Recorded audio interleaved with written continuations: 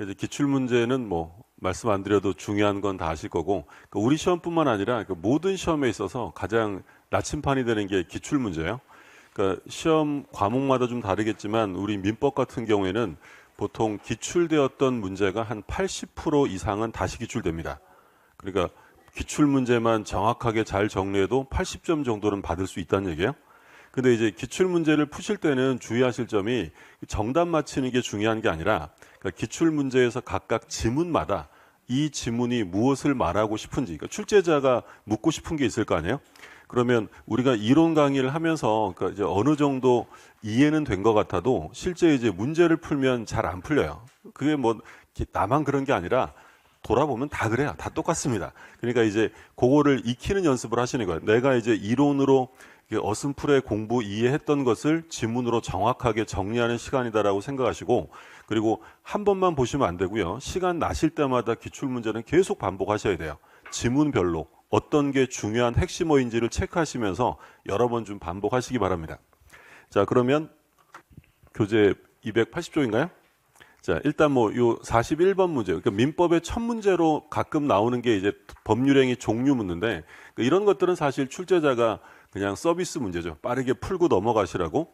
그러면 우리도 이제 빠르게 풀고 넘어가면 되는데, 상대방 있는 단독행위에 해당하지 않는 것이래요. 그럼 뭘 찾으라는 거야? 상대방 없는 단독행위. 그러면 유죄, 포, 이제 소유권 포기였죠. 그러면 공유지분 포기, 무권대리행의 추인, 그리고 상계, 그리고 취득시효이익의 포기, 이런 것들은 다 상대방 있는 단독행위고요. 5번이 정답이죠. 그래서 우리가 상대방 있는 단독행위는 채상, 취철동추, 해해 이런 게 기본이었고, 그리고 포기에서는 조심하시라고 한 게 소유권의 포기는 상대방 없는 단독행위지만 공유지분 포기나 또는 취득시효이익의 포기는 뒤에 포기란 말이 들어가 있지만 상대방 있는 거죠. 다른 공유자가 존재할 것이고, 그리고 취득시효이익 포기는 누구한테 하는 거예요? 상대방은 완성 당시 소유자. 그러니까 우리가 이제 취득시효 공부할 때 취득시효가 완성되면 등기함으로써 권리를 취득하죠. 그럼 등기 청구의 상대방이 누구라고 했냐면 완성 당시 소유자고요. 취득시효에게 포기 상대방도 동일합니다. 완성 당시 소유자에게 포기해야 되고, 소유자가 아닌 사람에게 포기하게 되면 포기의 효력은 생기지 않는다라고 했던 거고요. 2번에서는 상대방 없는 단독행위를 찾으라고 나와 있죠. 그러면 1번은 뭐예요? 취소, 2번은 추인, 3번 동의, 4번 유증. 정답은 4번이죠. 유제포, 유언유증, 재단법인 설립행위, 소유권의 포기는 상대방 없고요. 해제는 상대방 있는 단독행위. 자, 3번 보죠. 다음 중 의무부담 행위가 아닌 것을 찾아라. 그럼 의무부담 행위와 대칭되는 개념이 뭐예요? 처분행위죠. 그래서 의무부담 행위라는 것은 이걸 다른 말로 우리 뭐라고 불렀죠? 의무부담 행위는 채권행위라고 불렀죠. 그럼 채권행위와 처분행위가 대칭되는데, 우리가 이제 봤던 게 이거였죠. 그 법률행위는 기준에 따라서 달라질 수 있는데 의사표시에 따라서 좀 전에 본 것처럼 계약, 단독행위, 합동행위 이런 게 있었고, 이행의 문제에 따라서는 이행의 문제를 남기는 채권행위가 있고요. 처분행위 두 종류가 있었는데, 말씀드린 것처럼 조금 전에 지문에서는 채권행위라고 물어보지 않고 뭐라고 물어봤냐면 의무부담행위. 그러니까 이건 이제 의무를 부담시켜서 서로 이행의 문제를 남기는 걸 말하죠. 그러면 대표적인 채권행위 뭐 있었어요? 계약이란 말 써 있으면 기본적으로 채권행위라고 생각하시면 돼요. 매매계약, 교환계약, 증여계약, 분양계약 이런 계약들은 전부 다 채권행위가 되고, 그러면 처분행위는 이행의 문제를 남기지 않는 건데, 처분행위는 두 종류가 있었어요. 무엇을 처분하느냐에 따라서, 만약에 물권을 처분하는 행위를 뭐라고 불렀어요? 물권행위. 그렇죠? 물권 변동을 초래하는 행위고, 그리고 물권행위 외에 다른 것들을 처분하면 우리 뭐라고 불렀냐면 준물권행위라고 불렀죠. 그래서 물권행위는 물권에 대한 처분이니까 대표적인 물권 뭐가 있어요? 우리가 지금까지 민법을 공부했는데 대표적인 물권 하면 소유권일 거 아니에요. 뭐 소유권 이전 행위, 지상권, 저당권, 전세권, 설정행위 이런 것들은 처분행위고, 준물권행위라는 건 물권이 아니라 뭐 대표적으로 채권을 처분한다. 그럼 뭐가 있었어요? 채권 양도, 채무 면제, 뭐 또는 지식재산권의 양도, 이런 것들을 처분행위다라고 불렀고요. 그러면 관련해서 중요하게 본 게 만약에 무권리자가 계약을 했다. 무권리자가 채권행위를 하면 유효해요, 무효해요? 유효하죠. 무권리자는 얼마든지 채권행위를 할 수 있다. 나중에 어떻게 하면 된다 그랬어요? 취득해서 넘겨주면 되죠. 그래서 우리가 중요하게 봤던 게 타인 권리를 매매한다. 자기 게 아니라 타인 권리를 매매하면 유효다, 무효다? 유효. 타인 소유 부동산의 매매도 이건 우리 민법 569조에서 타인 권리 매매를 인정하고 있죠. 근데 만약에 무권리자가 채권행위를 한 게 아니라 처분행위를 하면 그 처분행위는 무효예요. 그러니까 알 수 있는 건 처분행위는 아무나 할 수 있는 게 아니라 누가 하는 거야? 처분권 있는 사람만 할 수 있는 거죠. 따라서 무권리자가 처분을 하면 무효인데 주의하실 점은 나중에 권리자가 추인하면 돼요. 그럼 권리자가 추인하면 새로운 행위로 인정하는 거예요? 소급해서 유효가 돼요? 소급해서. 무권리자의 처분행위를 권리자가 추인하면 소급해서 유효가 된다. 즉 무권대리에서 본인 추인 규정을 유추 적용한다라고 했죠. 이게 이제 채권행위와 처분행위에 대한 구별. 그래서 문제 보시면 그럼 의무부담 행위가 아닌 것을 찾으라고 했으니까 결국 처분행위를 찾으라는 거예요. 물권행위나 준물권행위죠. 교환, 임대차, 재매매 예약, 분양 계약 이거 전부 다 뭐예요? 이행의 문제를 남기는 채권행위고 채권 양도는 처분행위 중에서 뭐에 속하는 거예요? 준물권행위로서 처분행위가 되는 거죠. 4번. 법률행위 효력이 발생하기 위한 요건이 아닌 것은 효력 요건이 아닌 것을 찾으래요. 그러면 대리행위에서 대리권의 존재는 특별 효력 요건이죠. 이번에 정지조건부 법률행위에서 조건의 성취. 우리가 조건이란 말 나오면 제일 조심하실 점이 뭐라 그랬어요? 이거 성립의 문제예요? 효력의 문제예요? 효력의 문제고 농지매매에서 농지 취득 자격증명, 농취증은 효력 요건이다 아니다? 아니다라고 했죠. 그러니까 우리 판례에 따르면 농지매매에서 농취증은 나중에 보완하면 되는 것이지 농취증이 없다고 매매계약이 무효가 되지는 않는다라고 했고요. 법률행위 내용의 적법성, 얘는 일반 효력 요건이었고 허가구역에서 관할관청의 허가 특별 효력 요건. 그래서 우리가 법률행위 성립 요건하고 효력 요건을 봤었잖아요. 그럼 법률행위가 성립하려면 뭐가 필요하다고 했냐면 당사자, 목적, 의사표시 이 세 가지가 있으면 일반적인 법률행위는 성립이 된다라고 했어요. 근데 성립됐다고 해서 모두 다 유효한 건 아니니까 효력이 생기려면 당사자에게 뭐가 있어야 된다 그랬어요? 능력이 있어야지. 이때 능력은 권리 능력, 의사 능력, 행위 능력을 말한다라고 했고 목적이 있으면 성립하는데 유효하려면 목적이 네 가지를 갖춰야죠. 그렇죠? 확가적사, 확정, 가능, 적법, 사회적 타당성을 갖춰야 돼요. 그리고 의사 표시가 있으면 성립하는데 이게 효력을 갖추려면 의사와 표시가 일치해야 되고 그리고 의사 형성에 하자가 없을 것. 이게 효력 요건이죠. 그러니까 4번에 보시면 법률행위 내용의 적법성은 요거 얘기하는 거잖아요. 확가적사할 때 적법성은 일반 효력 요건에 해당이 돼요. 근데 일반적인 것들은 이걸로 효력이 생기지만 특별한 것을 요구하는 애들이 있었죠. 조금 전에 보신 것처럼 대리행위에서 본인에게 효과가 귀속되려면 일반 효력 요건 이외에 대리인에게 뭐가 있어야 돼? 대리권. 대리권이 없으면 무권대리잖아요. 그럼 본인에게 효력이 생겨 안 생겨? 무권대리면 본인에게 효력이 생겨 안 생겨? 안 생기는 거죠. 그러면 토지거래 허가구역에서 매매계약을 했어요. 그럼 요것만 갖춘다고 유효가 되는 게 아니라 특별히 뭘 또 받아야 돼? 허가. 이런 것들이 특별 효력 요건에 해당된다라는 거죠. 근데 농지매매에서는 농취증이 없어도 매매계약은 무효가 아니다라고 했어요. 자, 법률행위 목적. 효력 규정이 아닌 것은. 그러면 우리가 이제 공부할 때 법률 규정은 효력 규정이랑 뭐가 있었어요?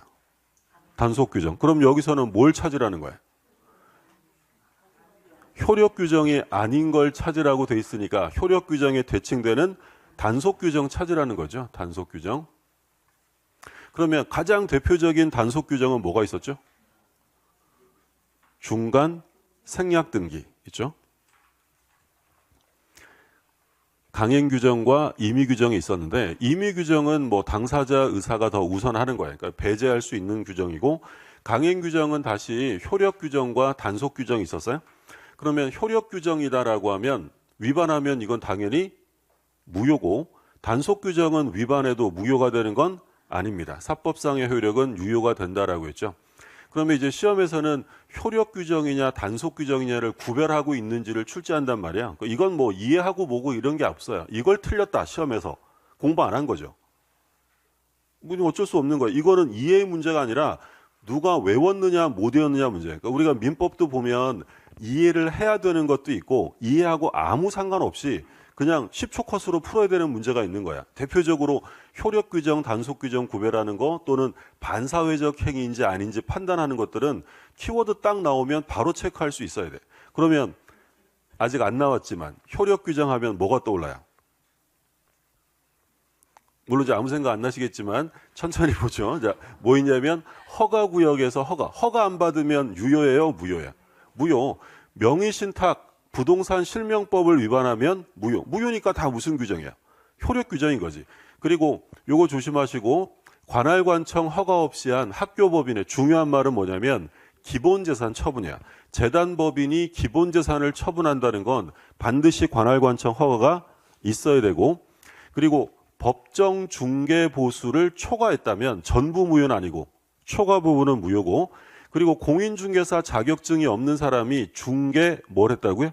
반복적으로 하면서 중개 보수를 받기로 했다면 무효. 근데 비교했던 판례는 뭐야? 업이 아니라 그렇죠. 우연히 일회적으로 중개하고 보수받기로 했다면 걔가 자격이 없다 하더라도 그건 무효가 아니다. 그러면 단속 규정은 무허가 음식점, 무허가 숙박업 이런 말 나오면 단속 규정 유효하고 제일 중요한 건 중간 생략 등기 금지고요.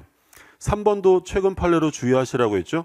공인중개사가 의뢰인이 가지고 온 물건을 자기가 직접 사면 무효다 유효다. 유효합니다. 제재를 받는 건 변론으로 하고 사법상의 효력은 유효하고 주택법에서 금지하고 있는 전매행위 금지를 위반했어요. 전매행위를 제한하고 제한을 위반하고 전매했다면 무효다 유효하다. 유효하다. 그러니까 요거 이제 섞어놓고 물어보는 거죠.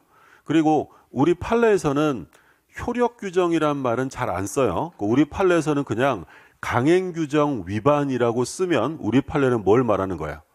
효력 규정을 말하는 거고 단속 규정을 말할 때는 단속 규정이란 말을 씁니다. 그러니까 단속 규정 위반 아니고 그냥 강행 규정 위반이라고 써 있으면 그건 그냥 무효다라고 생각하시면 돼요. 자, 그럼 볼게요. 기억은 뭐가 눈에 들어와야 돼? 중간 생략 등기. 그러면 효력 규정이 아닌 단속 규정이란 얘기죠. 그 다음에 니은은 직접 거래 금지 위반이잖아요. 그럼 이건 효력 규정이다, 단속 규정이다. 단속 규정이죠. 그럼 니은도 단속 규정. 그 다음에 디귿에 나온 건 뭐야?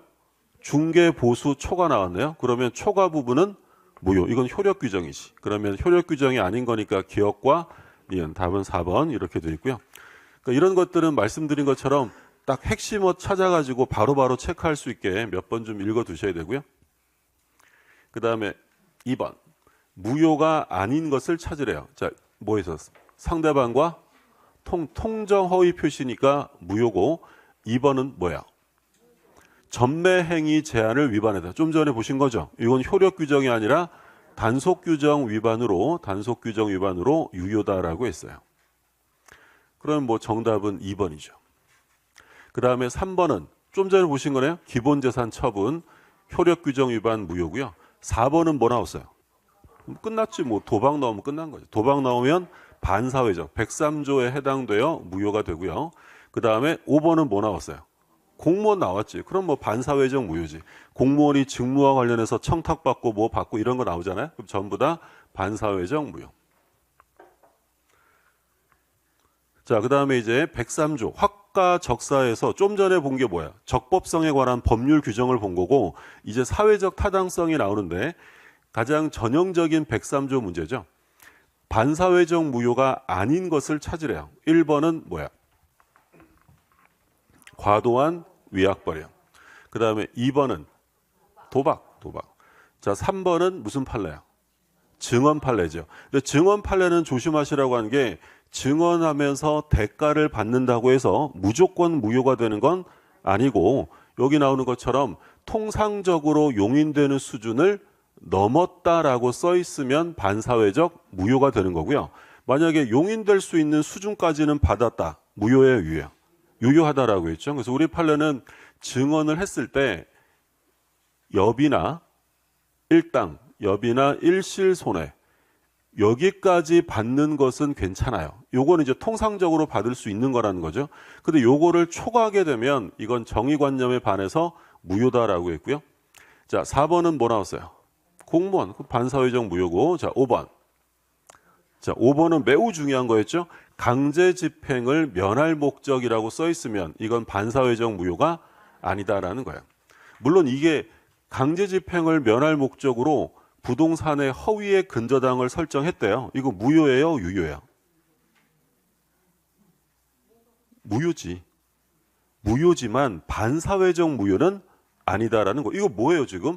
강제 집행을 면탈하려고 허위로 근저당을 설정하는 것은 이건 통정 허위 표시입니다. 그럼 이건 통정 허위 표시 108조에 따라 무효가 되는 거지 사회질서 위반으로 무효가 되는 건 아니다라는 거죠. 그러니까 예를 들어 이제 이런 거잖아요. 부동산이 있단 말이에요. 부동산. 근데 이제 이 부동산 소유자가 갑인데 지금 강제 집행을 면하려고 허위로 근저당을 설정하는 거예요. 그러니까 친구야, 내가 상황이 좀 안 좋아. 사업이 무너질 것 같으니까 네 이름으로 근저당 하나 설정하자. 최고액 5억짜리 달았어요. 진짜로 돈 빌려준 거예요? 허위로 한 거예요? 허위랑 왜 이랬을까요? 그러니까 예를 들어서 지금 이 갑이 사업이 망할 것 같아. 그러면 이런 일반 채권자들이 여러 명 존재한단 말이에요. 그럼 얘들이 이 부동산을 강제 집행할 거 아니에요. 근데 여기에 높은 금액의 근저당이 설정돼 있으면 강제 집행 하나만 하지. 면할 목. 그럼 누가 먼저 배당을 받을 거니까? 얘가 먼저 받을 거 아니야. 그러니까 강제 집행을 면하려고 둘이 짜고 허위의 근저당을 설정하면 이건 108조에 따라 통정허위 표시로 무효가 되는 것이지 반사회적 무효가 아니다. 그러니까 우리 통정허위 표시 볼 때 제일 기본적으로 보는 게 통정허위 표시는 반사회적이다 아니다. 아니다라고 했죠. 명의신탁은 반사회적이 아니에요. 반사회적 아니죠. 그렇죠? 예. 그래서 우리 이제 강제 집행을 면할 목적으로 명의신탁을 했다고 써 있어요. 반사회적이 아니에요. 아니라고. 강제 집행 면할 목적이란 말 써 있으면 뒤에 볼 것도 없이 그냥 반사회적 행위가 아니다. 그러니까 지금 반사회적 행위가 아닌 거랑 반사회적 행위에 해당되는 것들은 이 핵심어들 보고 바로바로 체크할 수 있어야 돼요. 그러니까 우리가 늘 본 것처럼 전통 사찰에 주지 임명행위 써 있으면 반사회적 아니고 부정행위를 용서받는 대가라고 써 있어요. 반사회적이 아니에요. 뒤에 어떤 말이 나올까? 우리가 물론 정규 수업할 때는 어떤 말이 나오는지 다 봤지만 볼 필요가 없어요. 뒤에 뭐 써 있겠어? 부정행위를 용서받는 대가로 처에게 부동산을 증여하되 혼인이 지속되는 동안에는 부동산을 처분하지 않기로 한 약정 이렇게 써 있을 거 아니야. 근데 그 뒤에 말은 읽어볼 필요가 없는 거고 부정행위를 용서받는 대가란 말이 보이면 반사회적이다 아니다. 아닌 거고 이게 좀 제일 중요하다 그랬죠. 강제 집행을 면할 목적으로 허위의 근저당을 설정했다, 명의신탁했다 이런 말 써 있으면 반사회적 아닌 거고요. 자, 이것도 중요하죠. 법률행위 성립 과정에 뭐가 들어갔대? 강박 이런 말 들어가면 반사회적 아닙니다. 이건 강박에 의한 의사표시 110조로 효력을 논의할 수 있어도 이 자체를 반사회적으로 보지는 않는다.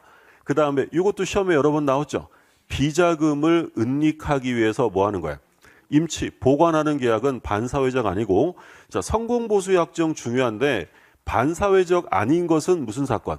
민사, 형사사건은 당연히 반사회적이고 자, 조세 회피, 이게 뭐 양도세든 상속세든 따지지 않습니다. 조세를 회피할 목적이라고 써 있으면 반사회적 아닌 거고요. 투기 목적이라고 써 있다. 투기를 목적으로 아파트 입주권 16개 샀대. 반사회적이 아니에요.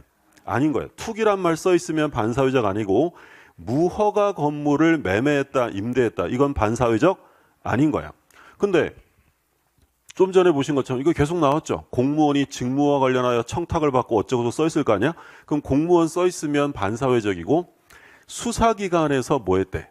허위 진술하고 뭐 받기로 했다. 이런 거 당연히 반사회적이고 3번 잘 나오죠. 보험금을 부정 취득한다. 보험금의 편취, 보험금의 부정 취득 이런 말 써 있으면 반사회적입니다.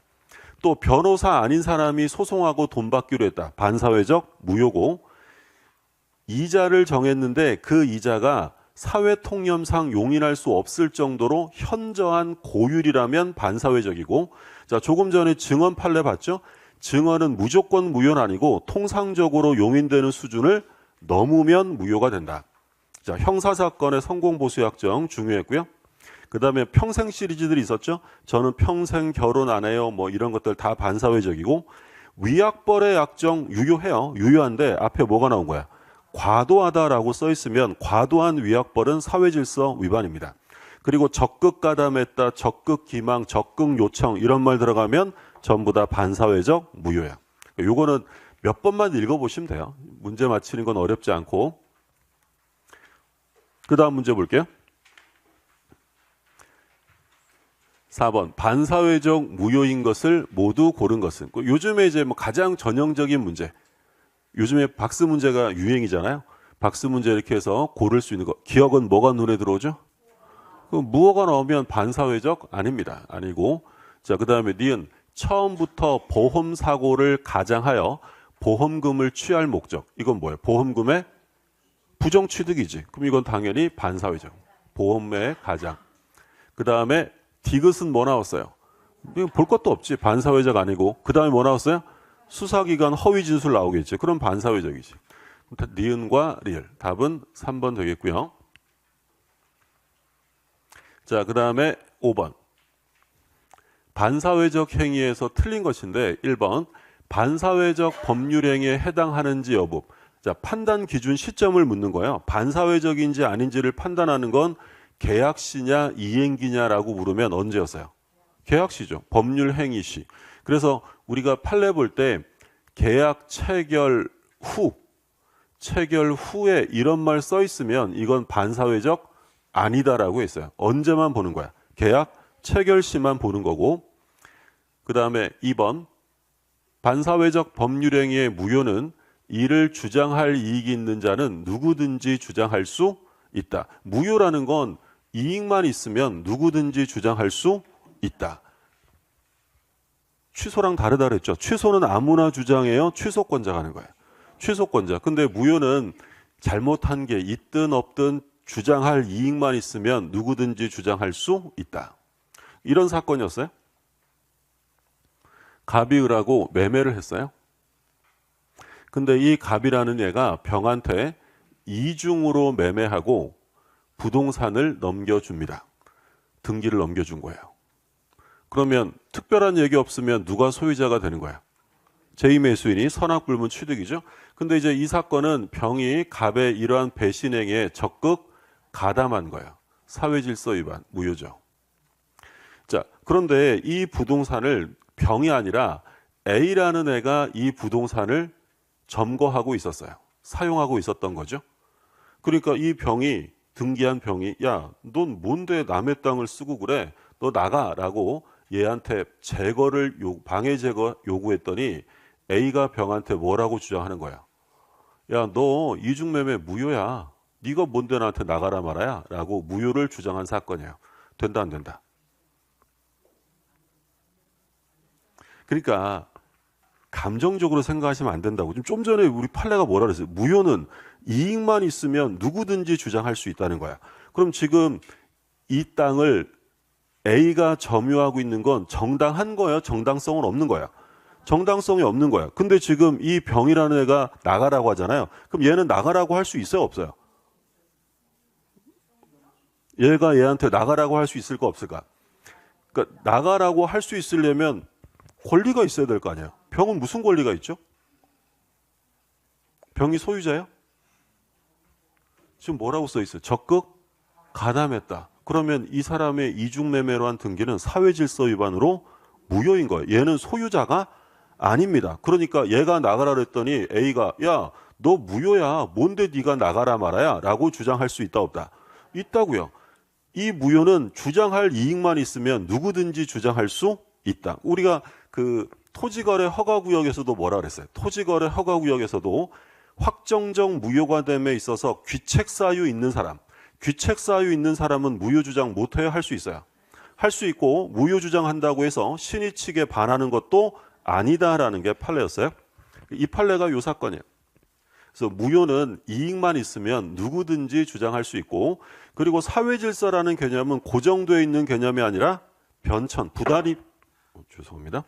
부단히 변천하는 관념이죠. 나와 있고. 자, 4번은 뭐 나왔어요? 보험금의 부정취득. 그러면 반사회적이지. 자, 5번 뭐 나왔어요? 적극가담. 이중매매죠. 매도인의 배임행에 적극가담에서 이중매매가 이루어졌다. 근데 사실 뭐 이중매매 읽어볼 필요도 없이 반가운 단어가 뭐라고 있냐면 적극가담, 적극요청 이런 말 써 있으면 볼 것도 없죠. 그럼 뒤에 반사회적 행위가 되지 않는다? 틀렸고요.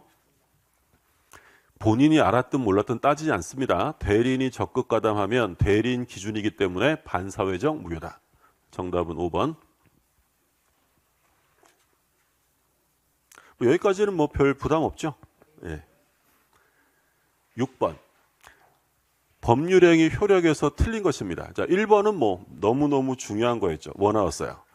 무효행위 전환. 자, 무효행위 전환에 관한 규정은 불공정 행위에 적용될 수 있어 없어요? 이 우리 무슨 사건으로 본 거죠? 알박기 사건.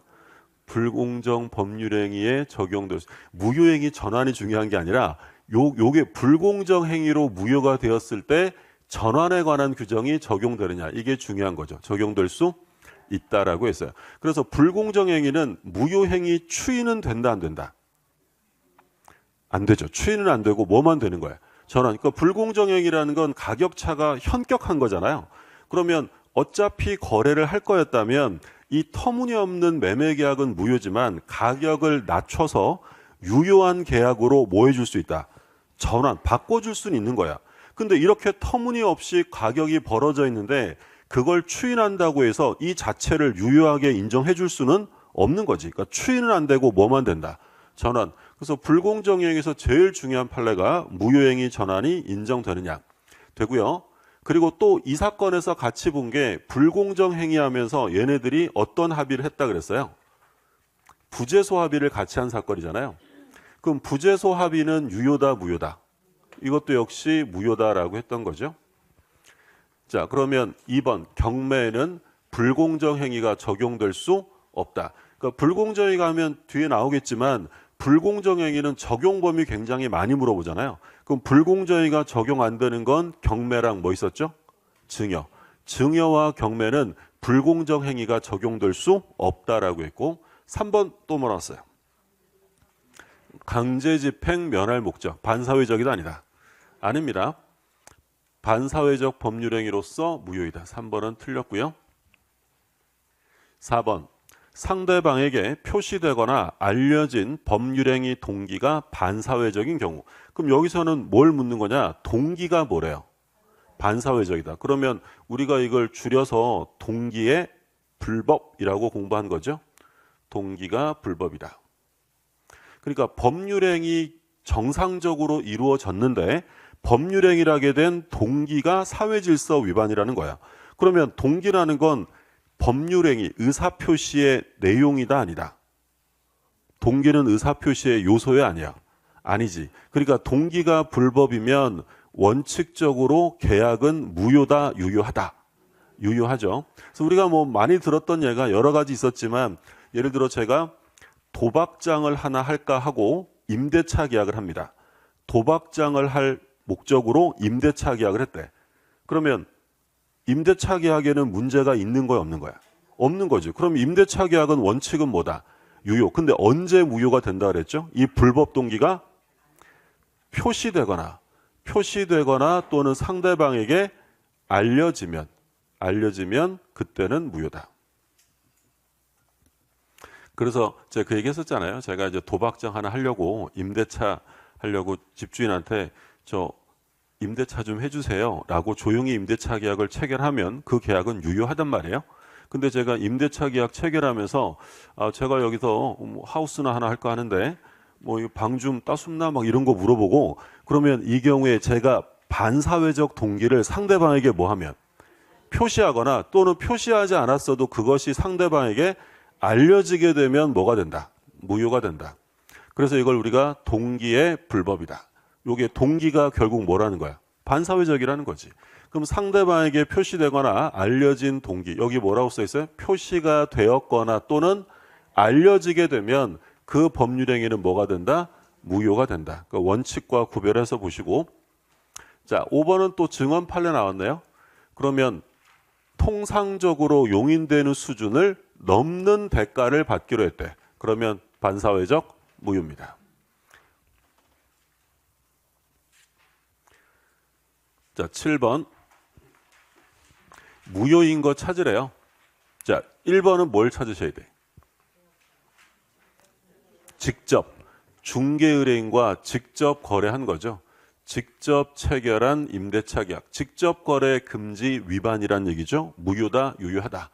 이건 단속 규정 위반이니까 유효하고, 자, 2번은 뭐가 눈에 들어와야 돼요?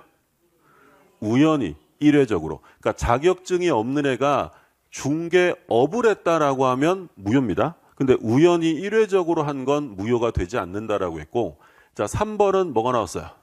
민사사건. 그럼 무효 아니고, 4번. 매도인이 실수로 상가 지역을 그보다 가격이 비싼 상업지역이라 칭하였고 부동산 거래 경험이 없는 매수인이 이를 믿고서 실제 가격보다 2배 높은 대금을 지급한 매매계약. 4번은 읽어보시면 출제자가 뭘 말하고 싶었던 것 같아요? 그러니까 지금 실제보다 가격이 2배 높은 대금을 지급했대. 근데 문제는 실수로 상가 지역을 상업지역이라 칭했다는 거야. 그럼 이 경우에 얘가 이용해 먹을 의도가 있었다는 거야, 없었다는 거야? 없었다는 거죠. 그럼 이건 무효가 될 수 없다라는 그 얘기하는 거고, 거래 경험이 없었대요. 거래 경험이 없다. 무경험이었다는 거죠. 그 무경험자라 하더라도 불공정으로 무효가 되려면 상대방에게는 그걸 이용해 먹을 의도가 있어야 되는 거고요. 이건 뭐 판례가 아니라 그냥 출제자가 요건 이렇게 꾸며가지고 만들어낸 지문이고요. 5번. 5번은 뭐 나왔어요? 보험사고를 가정해서 보험금의 취득. 보험금의 부정 취득이죠. 그럼 5번은 반사회적 무효입니다.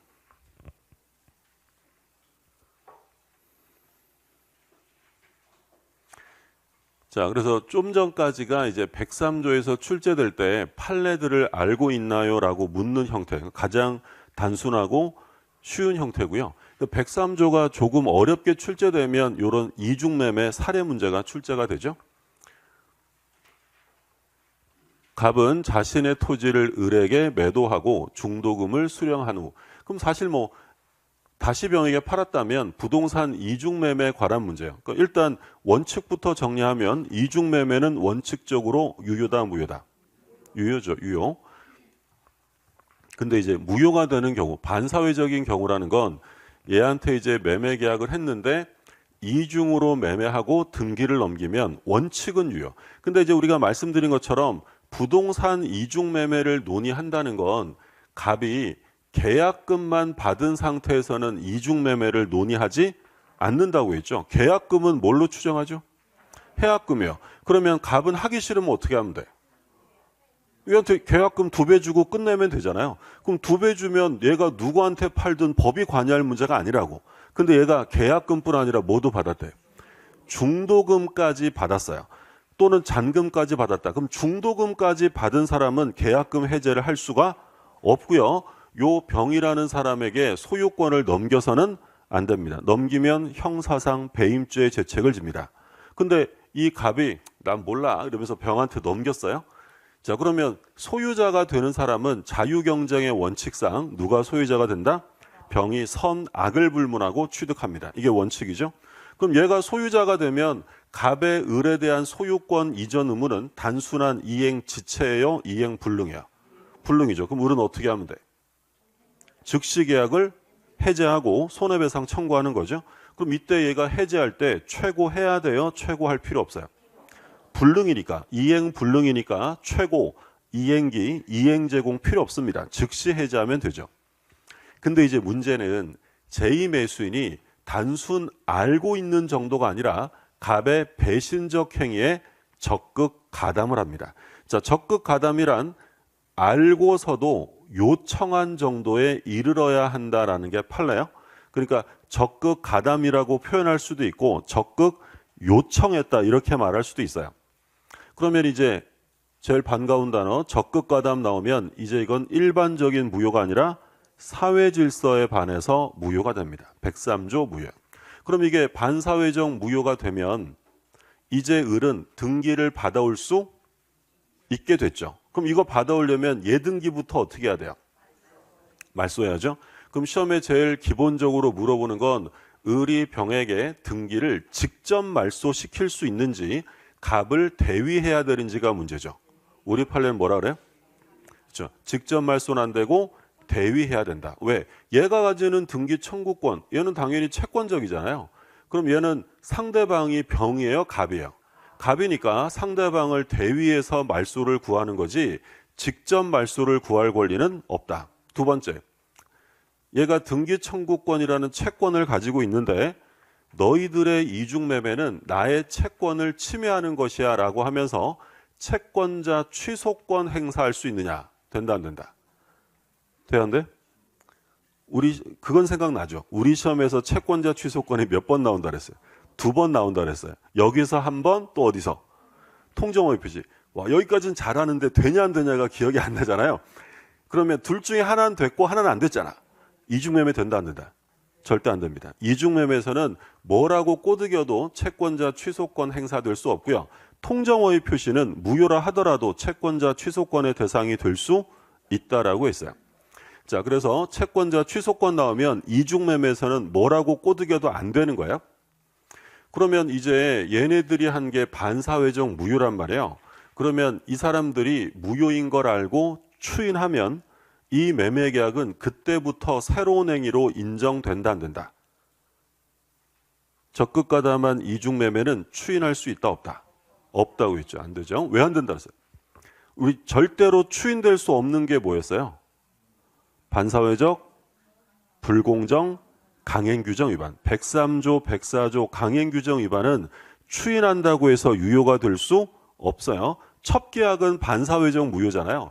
그럼 첩계약이 무효인 걸 알고 추인하면 새로운 첩계약으로 인정해 주겠어요?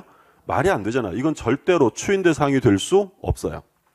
자, 그런데 이 병이라는 애가 적극 가담했다는 건 을의 채권이 있다는 사실을 알면서도 침해하는 의도가 있는 거야. 그러면 을은 병에게 불법행위 손해배상을 청구할 수 있다. 소위 이제 제3자 채권 침해에 해당되어서 을이 병에게 불법행위 손해배상은 청구할 수 있어요. 만약 을이 병에게 채무불행에 의한 손해배상 청구한다 이러면 돼, 안 돼?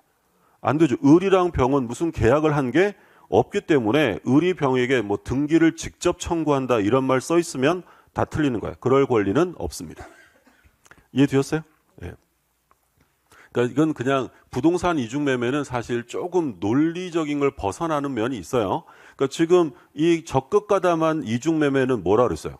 103조 무효야. 그럼 이게 103조 무효면 얘가 얘한테 말소를 청구할 수 있는 거예요? 없는 게 원칙이에요? 불법 원인급여가 적용돼야죠. 그럼 불법 원인급여가 적용되면 갑은 병에게 말소를 구할 수 없잖아요. 근데 우리 판례는 어떻게 할 수 있다는 거야? 을은 갑을 대위에서 말소를 구할 수 있대. 그 논리적으로는 어처구니가 없는 거죠. 아니 갑이 말소를 못 구하는데 을이 그걸 대위에서 말소한다는 건 있을 수 없는 일이지 현실적으로. 이해되셨어요? 예. 괜한 얘기를 꺼낸 것 같고. 예. 그래서 이제 이게 여기에 대해서 우리 판례가 어떻게 왜라는 말을 안 하기 때문에 학자들이 여기에 이제 막 이론을 보충하는데 가장 유력설은 뭐 746조 배제설. 그러니까 이 경우에는 746조가 적용되어서는 안 된다. 가져가야 될 사람이 따로 있다면 746조를 적용 안 한대요. 그럼 적용 안 하면 갑이 병에게 말소를 구할 수 있게 되는 거지. 그걸 대위한다는 거고 또는 뭐 불법 비교설. 갑이랑 병이 갑한테 팔아줘 막 꼬드겼대요. 그러면 기본적으로 얘가 이걸 팔았다면 누가 더 나빠? 물론 이제 만만치는 않은데 그러니까 얘가 더 나쁘다고 봐서 얘가 불법을 비교했더니 얘 불법성이 크니까 얘는 돌려받을 수 있다는 거야. 그래서 그걸 뭐 할 수 있다? 대위한다. 이렇게 막 학설상으로 보충을 한단 말이에요. 근데 우리 판례가 아무 얘기도 안 하기 때문에 실제 시험에서 요 적극가담한 이중매매에 불법 원인급여가 적용되느냐, 그거 출제될 수 없어요. 판례가 얘기한 적이 없으니까. 그러니까 우리 판례는 그냥 그런 얘기는 안 하고 을이 등기를 어떻게 받아올 거냐를 말하는데, 을은 어떻게 받아온다? 직접 말소다, 대위한다. 대위에서 말소하고 받아온대요. 자, 근데 만약에 병이 적극가담을 했는데 A의 대리인으로 적극가담했대. 좀 전에 나왔던 지문이죠. 그러니까 A라는 사람은 본인이고 대리인이 적극가담했는데 본인은 몰랐대요. 그러면 유효예요? 그래도 무효야? 그래도 무효. 대리인이 법률행위라면 의사표시의 흠결이나 하자는 전부 다 누구를 기준으로 판단한다? 전부 다 대리인 기준으로 판단한다. 누가 아니라고요? 본인 아니다. 그래서 우리 대리 파트에 가서도 다 똑같이 나오죠. 전부 다 대리냐? 못 빼고. 불공정행위에서 궁박. 궁박은 본인 기준이고 나머지는 싹 다 그냥 대리인 기준이다라고 생각하시면 돼요. 자, 병이 정한테 팔았어요. 근데 이 정은 이게 적극가담되었다는 사실을 전혀 몰랐대요. 선이래, 선이. 소유권 취득할 수 있다, 없다? 할 수 없다. 이건 절대적 무효이기 때문에 병의 등기 무효라 그랬잖아요. 그러니까 얘는 결국 무권리자에게 산 거예요. 소유권 취득할 수 없게 된다. 그래서 정이 뭐 유효를 주장한다, 정이 취득한다 이런 말 써 있으면 다 틀리고요. 그래서 우리 시험에서는 이 제3자 정이 권리 취득할 수 있는지를 가장 많이 출제했어요. 거의 정답 지문은 여기서 나왔어요. 요 정도가 이제 이중매매에 대한 내용 확인해 두시고요. 보시면 1번 특별한 사정이 없는 한 병은 X토지 소유권을 취득한다. 자, 지금 일단 문제에서 이중매매인데 적극가담한다는 말이 없었잖아요. 그럼 이중매매는 원칙이 유효니까 누가 소유자가 된다?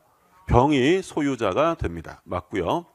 자, 그럼 이제 갑의 을에 대한 소유권 이전 의무는 이행 불능이 된 거야. 따라서 특별한 사정이 없는 한 을은 최고해야 하나요? 안 하지. 왜? 이건 이행 뭐니까? 불능이니까 최고 없이 계약을 해제할 수 있다. 근데 3번에 이제 드디어 뭐가 나왔어요? 적극가담 나왔네. 그럼 이제 반사회적 무효죠. 그러면 을은 병을 상대로 직접 말소 구할 수 있다, 없다? 직접은 안 됩니다. 직접 구할 수 없고. 4번 갑과 병의 계약이 사회질서 위반으로 무효인 경우. 그럼 갑과 병이 사회질서 위반으로 무효라는 말은 이건 다른 말로 쓰면 뭐 했다고 써 있는 거야? 적극가담했다는 거야. 적극가담한 경우 병으로부터 X토지를 전득한 정은 선이더라도 소유권 취득할 수 있다, 없다? 없다. 정은 선이라더라도 취득 못하고요. 만약 병의 대리인 무가 병을 대리하여 매수하면서 뭐 했대요? 좀 볼 거 없네. 그럼 본인이 몰랐으면 본인은 소유권 취득할 수 있다, 할 수 없다? 할 수 없어요. 대리인이 적극가담하면 볼 것도 없이 그냥 반사회적 무효. 정답은 5번.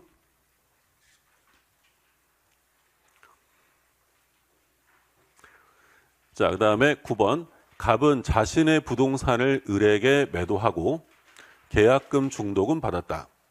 자, 어떤 단어가 나와 있죠? 적극가담. 그렇죠? 그러니까 사실 이게 실제 우리 시험에 다 기출된 거잖아요. 그럼 이게 기출되면 몇 번 정도에서 기출될까? 42번 정도에서 나옵니다. 빠르면 41번. 그러니까 법률행위 종류가 나오면 아까 봤잖아요. 계약 단독행위. 요게 나오면 41번이고요. 103조가 나오면 42번일 가능성이 커요. 42번인데 갑이 을에게 팔았다고 써 있어요? 뭐 묻는 거야? 이중매매 묻는 거야. 그럼 이중매매니까 뭐가 있나 확인하셔야 돼. 적극가담이란 말이 있냐 없냐를 확인하셔야 되는 거야. 적극가담 있으면 반사회적 무효인 거고 적극가담이 없으면 지문에서 써주겠지. 그러면 적극가담이란 말이 안 써 있으면 일단 지문에서는 이 이중매매가 유효냐부터 묻고 시작하겠죠. 유효예요, 무효? 적극가담 없으면. 유효한 거지. 근데 이제 지문에서 아까처럼 적극가담 한 경우라고 써 있으면 그때부터는 이제 반사회적 무효를 묻는 거고요. 자, 근데 적극가담 나왔어요. 그러면 을이 제1매수인이죠.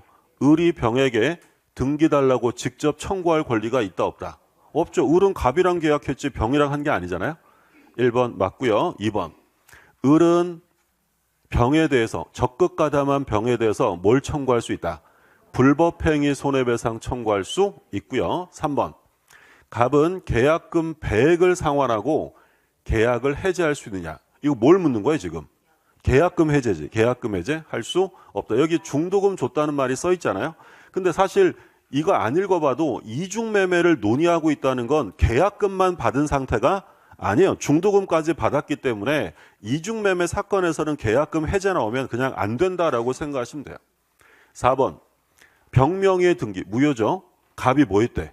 추인. 자, 이건 뭘 묻는 거예요? 무효행위의 추인. 된다 안 된다? 안 됩니다. 될 수 없다. 자, 5번 만약 선의의 정의. 그럼 나왔네 이 정. 선의의 정 권리 취득할 수 있어요 없어요? 없죠. 그럼 마지막에 유효 주장할 수 있느냐? 없습니다. 정답은 5번. 자, 10번 부동산 이중매매에서 틀린 것은 반사회적 행위에 해당하는 제2매매계약에 기초하여 제2매수인으로부터 부동산을 매수하여 등기한 선의지삼자. 자, 길게 써 있는데 사례에서 누구를 말하는 거야?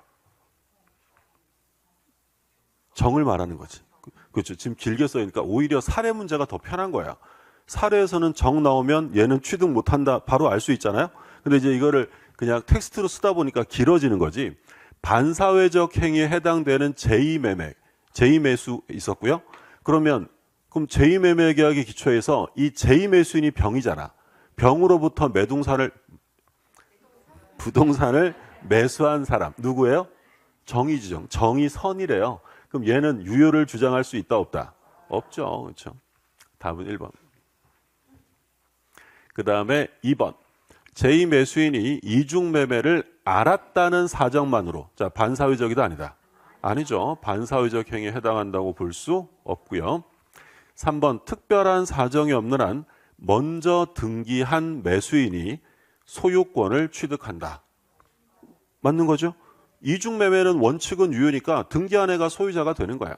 4번 반사회적 행위에 해당되는 이중매매의 경우 제1매수인은 얘가 그림에서 누구였어요? 을은 제2매수인 병에 대해서 직접 등기 말소를 구할 수 있다 없다? 없죠. 어떻게 해야 된다? 대위에서 갑을 대위에서 말소시켜야 되고요. 부동산 이중매매 법리는 이중 임대차에도 그대로 적용된다. 그러니까 이중매매 법리는 매매에서만 적용되는 게 아니라 뭐 저당권 설정이든 증여든 임대차든 전부 다 동일하게 적용됩니다. 그래서 이걸 통칭해서 이중 양도의 법리라고 부르죠. 그러니까 예를 들어서 갑이 을한테 매매 계약을 했어요. 대금도 받았대. 근데 이 갑이 병이라는 사람에게 돈도 받아놓고 부동산을 증여했대요. 증여해서 등기를 넘겨주었다. 자, 근데 이 병은 얘가 얘한테 매매 계약하고 대금까지 받았다는 걸 알면서도 증여를 받아서 등기했대요. 자, 원칙 병은 소유권을 취득할 수 있다 없다? 취득할 수 있는 거예요. 얘 지금 무권리자에게 받았어요? 소유자에게 받았어요? 소유자. 선악 불문 취득입니다. 근데 만약에 뭐 했다면? 그렇죠. 나 좀 줘 이래서 적극 가담했대. 가담했다라고 써 있으면 사회질서 위반으로 무효인 거야. 자, 그리고 A라는 애가 있는데 A가 이 갑이 을에게 부동산을 팔고 돈을 받았다는 사실을 알면서 이 부동산의 저당권을 설정합니다. 상황 이해되셨어요? 갑이 지금 요 X 부동산을 을에게 팔았어요. 매매 계약을 하고 대금도 받았는데 등기는 아직 누구한테 있다? 갑에게. 그러니까 A가 갑에게 돈 빌려주고 그 X 부동산의 저당권을 설정했어요. 다 알면서. 얘 저당권 취득할 수 있다 없다? 할 수 있는 거지. 얘 지금 무권리자 부동산이에요? 권리자 부동산이에요? 그렇죠. 똑같은 거예요. 이것도 악이고 이것도 악이고 매수도 악이고 선악 불문하고 다 유효한 거야. 그런데 만약에 뭐 했다면? 적극 가담했다라고 써 있으면 사회질서 위반으로 무효인 거야. 그러니까 이게 매매뿐만 아니라 증여든 교환이든 뭐든 전부 다 똑같아요. 소유자에게 등기받았다? 당연 취득입니다. 뭐만 안 하면. 근데 적극 가담했다면 그건 반사회적 무효. 그걸 통칭해서 이중 양도의 법리. 우리가 이런 것도 봤죠. 갑이라는 사람이 소유자예요. 소유자. 근데 이 갑이 소유자인데 을이 이 부동산에 대해서 20년의 취득시효를 완성합니다. 자, 그럼 이제 을은 등기함으로써 소유자가 되잖아요. 근데 등기를 아직 안 하고 있었는데 갑이 병에게 이거를 팔았어요. 얘가 취득시효를 완성한 이후에 얘가 팔아서 병이 등기를 갖춥니다. 근데 이 병은 을이라는 애가 시효를 완성했다는 걸 알고 있어요. 자, 병은 소유권 취득 못하는 게 원칙이에요? 취득하는 거야? 취득하는 거예요. 얘 무권리자에게 받았어요? 소유자에게 산 거야? 선악 불문 취득이라고. 근데 얘가 만약에 뭘 하면? 갑의 이런 배신적 행위에 적극 가담했다라는 말이 써 있으면 사회질서 위반으로 무효가 된다는 거야. 그러니까 똑같아요. 명의신탁도 마찬가지고 결국에 제일 중요한 단어는 뭐다? 적극 가담. 그러니까 임대차도 마찬가지예요. 제2임차인이 적극 가담했다면 반사회적 무효가 된다라는 얘기예요. 자, 그 다음에 불공정행위 나오는데 좀 쉬었다가 보시죠. 103조, 그 사회질서 위반에 해당되는 행위는 뭐 매우 많았는데 104조는 독립된 규정이 아니라 103조에서 들고 있는 하나의 예시 규정이다라고 생각하시면 된다고 했어요. 그러니까 104조는 결국 어디 안에 있는 거냐면 103조 안에 있는 것이고 따라서 법적 성질은 103조와 동일합니다. 그러니까 둘 다 당연히 절대적 무효에 해당이 되고요. 그리고 무효행위 추인이 된다 안 된다? 추인은 안 돼요. 근데 104조는 조심하실 점이 추인은 안 되는데 뭐는 된대? 전환은 된다. 그러니까 예전에는 학설상으로 103조, 104조는 전환도 안 된다 그랬어요. 근데 우리 판례가 104조는 무효행위 전환이 인정된다라고 판시한 거야. 그러니까 시험에서 계속 내는 거야. 104조는 추인은 안 돼도 뭐는 된다? 전환은 된다. 그러면 104조가 뭐 사실 시험에 나와주면 뭐 땡큐죠. 104조는 뭐 정형적이어서 틀을 벗어나서 출제되지 않습니다. 그러면 일단 틀린 건데 궁박이 나왔네. 그럼 궁박이라는 것은 경제적 원인에 국한하는 것이 아니고 정신적, 심리적 원인을 모두 포함합니다. 2번 불공정 행위에 관한 규정은 뭐 나왔어요? 증여. 증여에 적용된다 안 된다? 안 되죠. 그래서 적용 범위에서 자주 나오죠. 증여랑 또 아까 나왔던 거 뭐에 적용되지 않는다? 경매. 경매는 법률 행위가 아니기 때문에 불공정한 법률 행위란 말이 나올 수가 없죠. 적용될 여지가 없고. 그럼 답은 뭐 바로 2번이네요. 3번 또 나왔죠. 불공정 행위에 무효 행위 전환의 법리가 적용될 수 있다라고 했고요. 4번 대리인에 의한 법률 행위에서 자, 무경험은 누구를 기준으로 한다? 대리인. 딴 건 뭐 외울 필요 없다 그랬죠. 뭐만 기억하시라고. 궁박. 궁박만 본인이고 나머지는 전부 다 대리인입니다. 4번은 뭐 나왔어요? 경매 나왔네. 그럼 경매 나오면 마지막만 보시면 되죠. 불공정 무효를 주장할 수가 없다. 불공정이 적용되지 않습니다. 그 다음에 12번 틀린 것입니다. 1번 경매 나왔네요. 경매는 적용되지 않고요. 무상계약. 무상계약은 뭘 말하는 거야? 증여. 증여는 대가성이 없는 거니까 불공정이라는 말을 쓸 수 없는 것이고 자, 또 나왔죠. 무효행위 전환 적용될 수 있고요.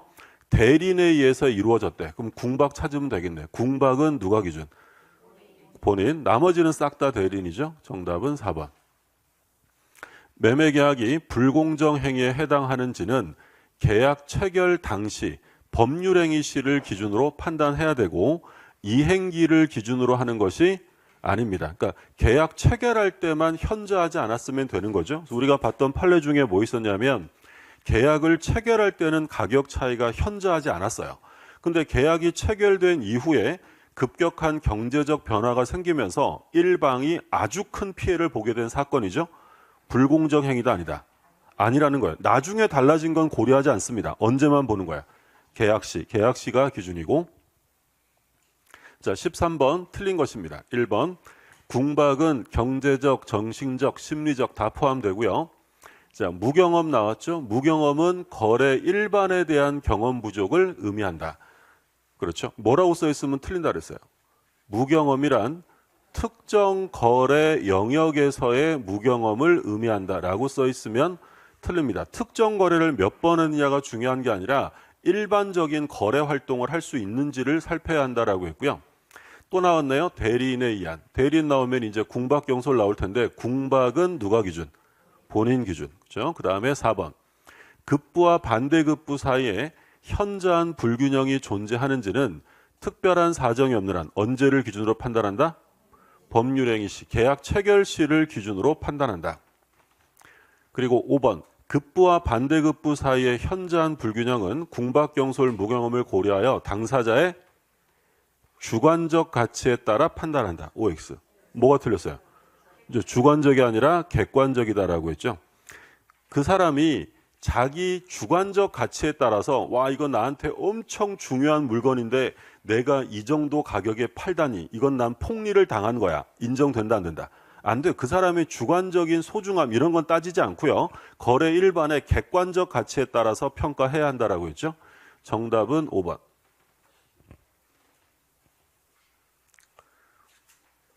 자, 14번 옳은 것입니다. 또 나왔죠? 무효행위 전환 적용될 수 있다. 2번. 2번 뭐 나왔어요? 경락대금 나왔네? 그럼 뭐 했다는 거죠? 경매지 경매. 그럼 결국 경매 나왔으니까 적용된다 안 된다? 안 되는 거죠. 성립할 수 있다. 틀렸고. 그러니까 옳은 거니까 일단 답은 뭐 바로 1번이었고요. 그래서 증여와 경매는 불공정위가 적용될 수 없는 거고. 자, 3번. 현저한 불균형이 있는 경우 원칙적으로 불균형 부분에 한하여 무효가 된다. 당연히 틀렸죠. 무효가 되면 기본적으로 특정 부분만 무효예요? 전부 무효예요? 전부 무효지. 그 다음에 4번. 대리인 또 나왔나요? 대리인 나왔는데 궁박 무경험은 대리인 기준이다. 뭐가 틀렸어요? 궁박. 궁박은 본인 기준. 본인 기준. 틀렸고요. 그 다음에 5번.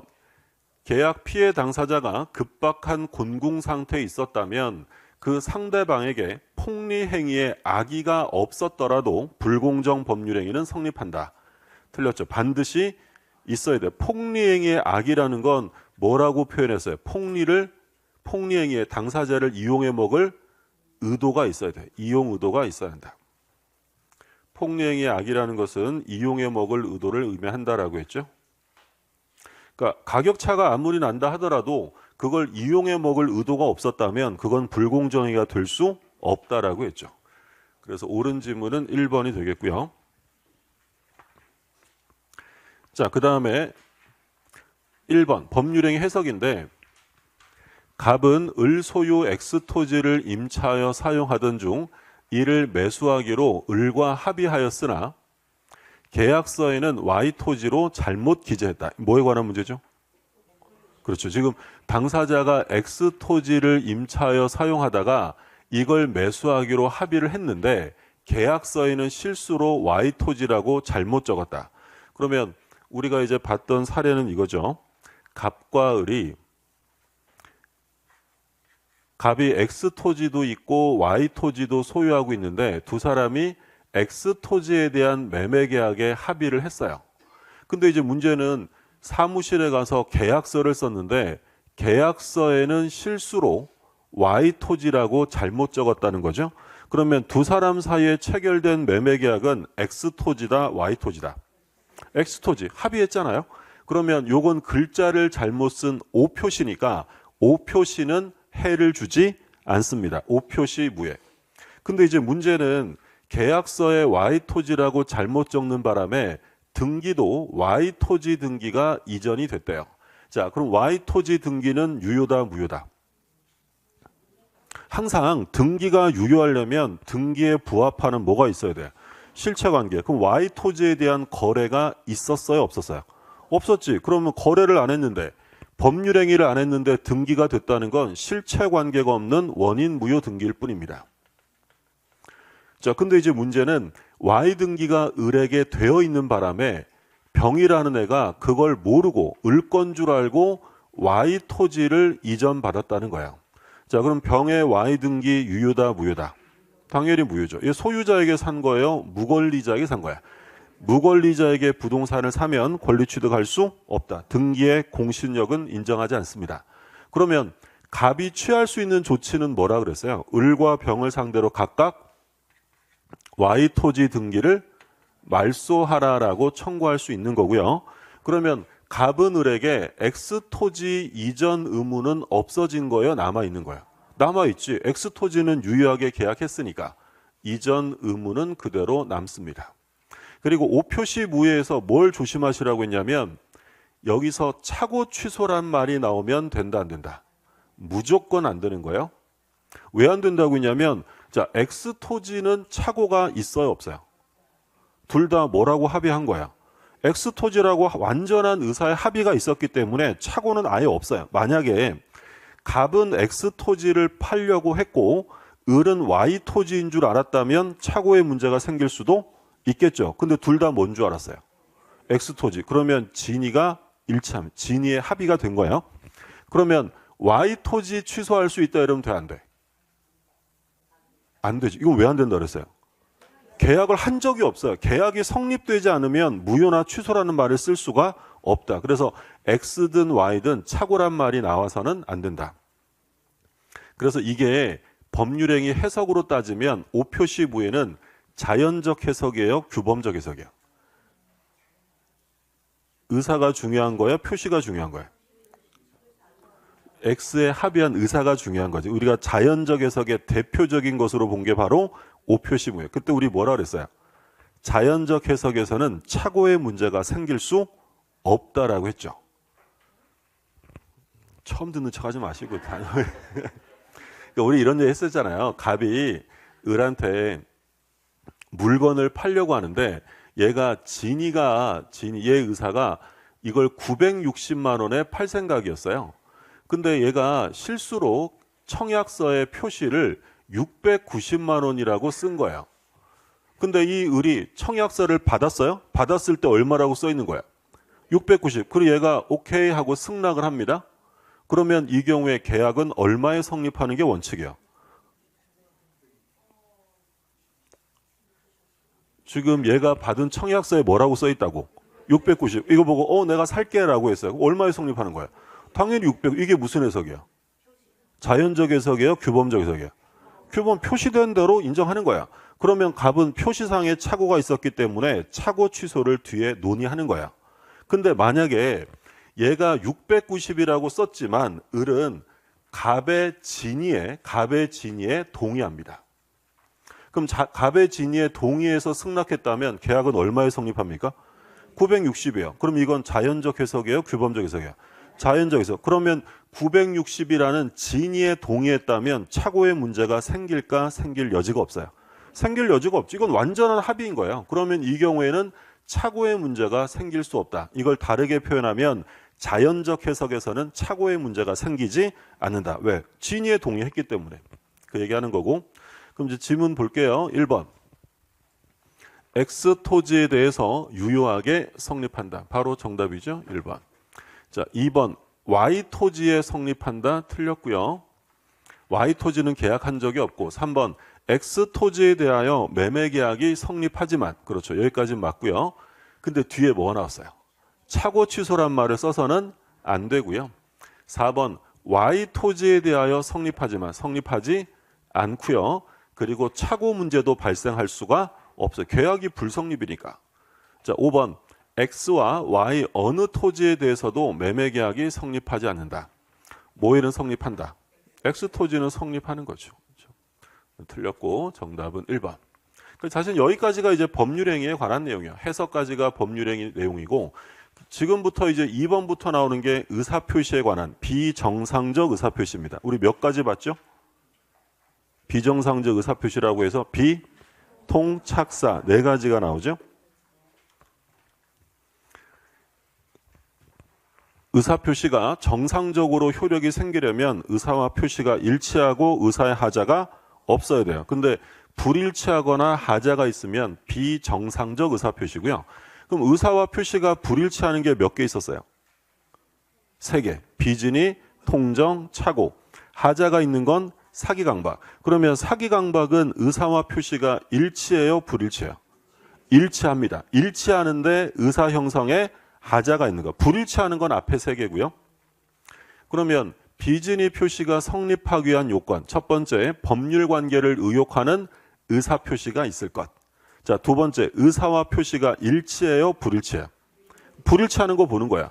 그러면 표의자가 불일치한다는 사실을 알고 합니까? 모르고 합니까? 알고 하는 거죠. 그러니까 우리가 봤던 비진이의 대표적인 사건 뭐 있었어요? 갑이 사립대학교 조교수 사건이 있었죠. 사립대 조교수 갑이 학교 법인에 사직서를 냅니다. 근데 얘는 사직의 의사가 있다 없다? 없죠. 그렇죠? 얘는 실제로 그만둘 생각은 아니었고요. 학생들이 데모하니까 사건 무마용으로 성의를 보이기 위해 사직서를 낸 거예요.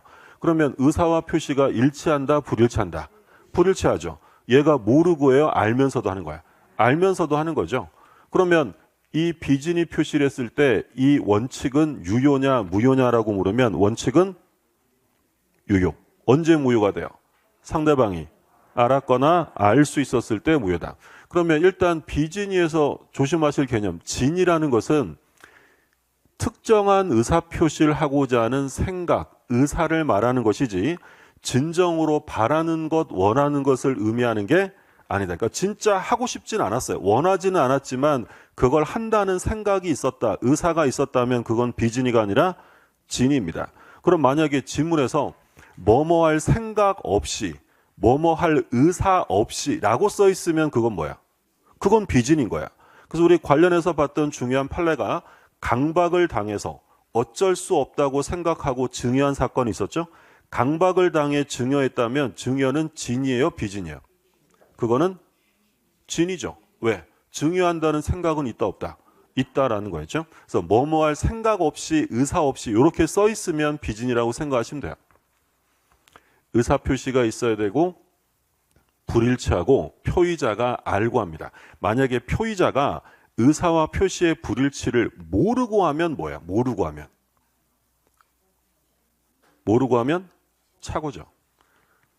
아이, 내가 알았으면 그렇게 안 했을 텐데, 이게 착오잖아요. 그러니까 비진이와 통정은 지들이 불일치를 알면서도 하는 거고, 착오는 의사와 표시의 불일치를 모르고 하는 거죠. 그러면 이런 요건을 갖추면 원칙은 뭐다? 유효. 근데 예외적으로 무효가 되는 경우가 있었어요. 언제 무효냐? 상대방이 진이 아님을 알았거나 또는 알 수 있었을 때. 그러면 비진이가 유효가 되려면 상대방이 선의이기만 하면 유효예요? 무과실까지 갖춰야 유효해요? 선의, 무과실까지 갖춰야 유효다. 알 수 있었다는 건 알았다는 거예요? 몰랐다는 거예요? 나 알 수 있었는데. 알았어요? 몰랐어요? 몰랐지. 그럼 알 수도 있었는데 왜 몰랐어요? 주의 의무를 기울이지 않은 거잖아요. 그러면 뭐가 있다고 표현하는 거예요?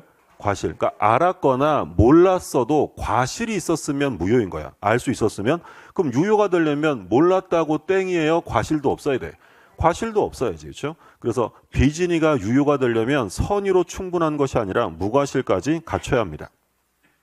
그러면 비진이 단서, 비진이 표시를 유추 적용하는 게 대리권에 가면 한번 나오죠. 뭐가 나오죠? 대리권, 중요한 거. 대리권 남용. 대리권 남용 기억나시죠? 대리권 남용은 대리권이 있는 거예요, 없는 거야? 있으니까 남용했겠지. 유권 대리예요, 무권 대리야? 유권 대리야. 권한 내요, 초과야? 우리가 항상 마지막에서 틀렸잖아. 권한 내야 되는. 권한이 초과되면 그건 무권 대리라고 그랬어요.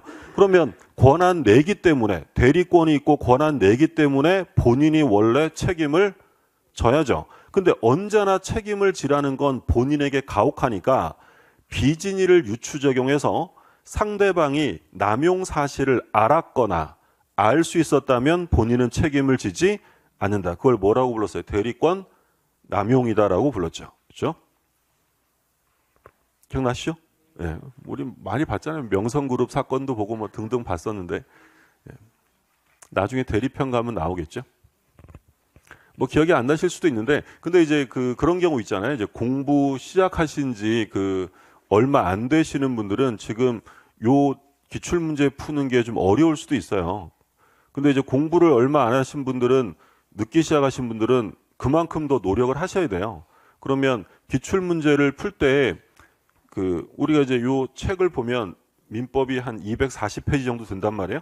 그럼 6주로 나눠서 할 거니까 보통 한 주에 40페이지가 나가야 되는데 큰일인데, 어쨌든 그 정도 나간다고 생각하시고 기출 문제 풀기 전에 심화 이론 강의, 지난 과정에 했던 심화 이론 과정을 그 정도 범위를 듣고 문제를 푸셔야 돼요. 그러니까 아무것도 기본적인 이론 바탕이 안 된 상태에서 기출 문제를 푸는 건 상당히 좀 부담이 되니까 먼저 이론 강의를 함께.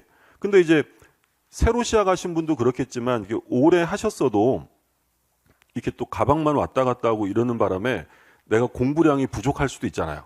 그런 분들 똑같아요. 똑같이 내가 아직 기본 이론이 잘 안 돼 있다, 이론을 잘 모르겠다 이러면 같이 심화 이론 들으시면서 기출 문제를 같이 좀 병행하시고요. 자, 요게 이제 비진이고, 그 다음에 통정. 자, 그럼 통정어의 표시, 의사 표시가 있고 의사와 표시가 불일치하고 알고하고, 여기까지는 뭐랑 똑같은 거야? 비진이. 그럼 비진이와 통정의 차이점 하나밖에 없죠. 혼자 있느냐, 짜고 있느냐. 상대방과 통정, 합의, 양해 이런 말 나오면 통정어의 표시로 무효가 돼요. 조심하실 점은 상대방이 인식했다. 이거 통정이 아니에요. 인식 가지고는 통정이라고 하지 않습니다. 짜고 해야 돼. 짜고. 통정, 합의, 양해에 이르러야 한다. 그러면 비진이 표시랑 통정어의 표시의 차이점은 혼자 했냐, 짜고 했냐 차이점이에요. 그러면 이 비진이 표시는 계약에만 적용되겠어요? 단독행위에도 적용돼요? 상관없어요. 어차피 나 혼자 할 거니까 상대방 있는 단독행위 없는 거 가리지 않는데, 통정어의 표시는 상대방이 있어야죠. 그럼 상대방 없는 행위에는 얘는 적용될 수 없는 거고, 그러면 착오는 취소 사유로 규정하고 있는데, 취소하려면 첫 번째 법률행위 내용에 착오해야 한다. 어떤 착오는 안 된다 그랬어요? 동기는 내용이 아니니까. 근데 동기의 착오도 뭐가 되면 내용이 될 수 있어요? 동기가 표시가 되면 내용이 될 수 있다고 했고, 중요 부분에 착오해야 되고, 세 번째는 아무리 중요해도 뭐가 있으면 안 된다? 중과실이 있으면 안 돼요. 취소할 수 있다. 그럼 만약에 경과실이 있대. 경과실이 있으면 취소할 수 있다는 거야, 없다는 거야? 뭐만 아니면 된다고요? 중과실. 그럼 경과실이 있으면 취소할 수 있겠지. 중과실만 아니면 되니까. 그럼 경과실이 있어서 취소했을 때 상대방에게 불법행위 책임을 질까요, 안 질까? 경과실이 있을 때 취소하는 행위는 위법해요, 적법해요? 적법하지. 그럼 불법행위란 말이 나와서는 안 된다라고 했죠. 요게 이제 착오고요. 그 다음에 사기강박으로 이제 취소 사유. 그러니까 비통착사 4개 중에서 앞에 2개, 비통한 건 취소란 말이 나오면 돼야 안 돼요? 취소가 유무효에 관한 문제. 그러니까 비진이 통정에서는 취소할 수 있다 이런 말 써 있으면 무조건 틀리는 거고, 그리고 착오와 사기강박은 기본적으로 무효가 아니라 취소가 됩니다. 그렇죠? 간혹 이제 무효도 나오겠지만 일반적인 건 취소.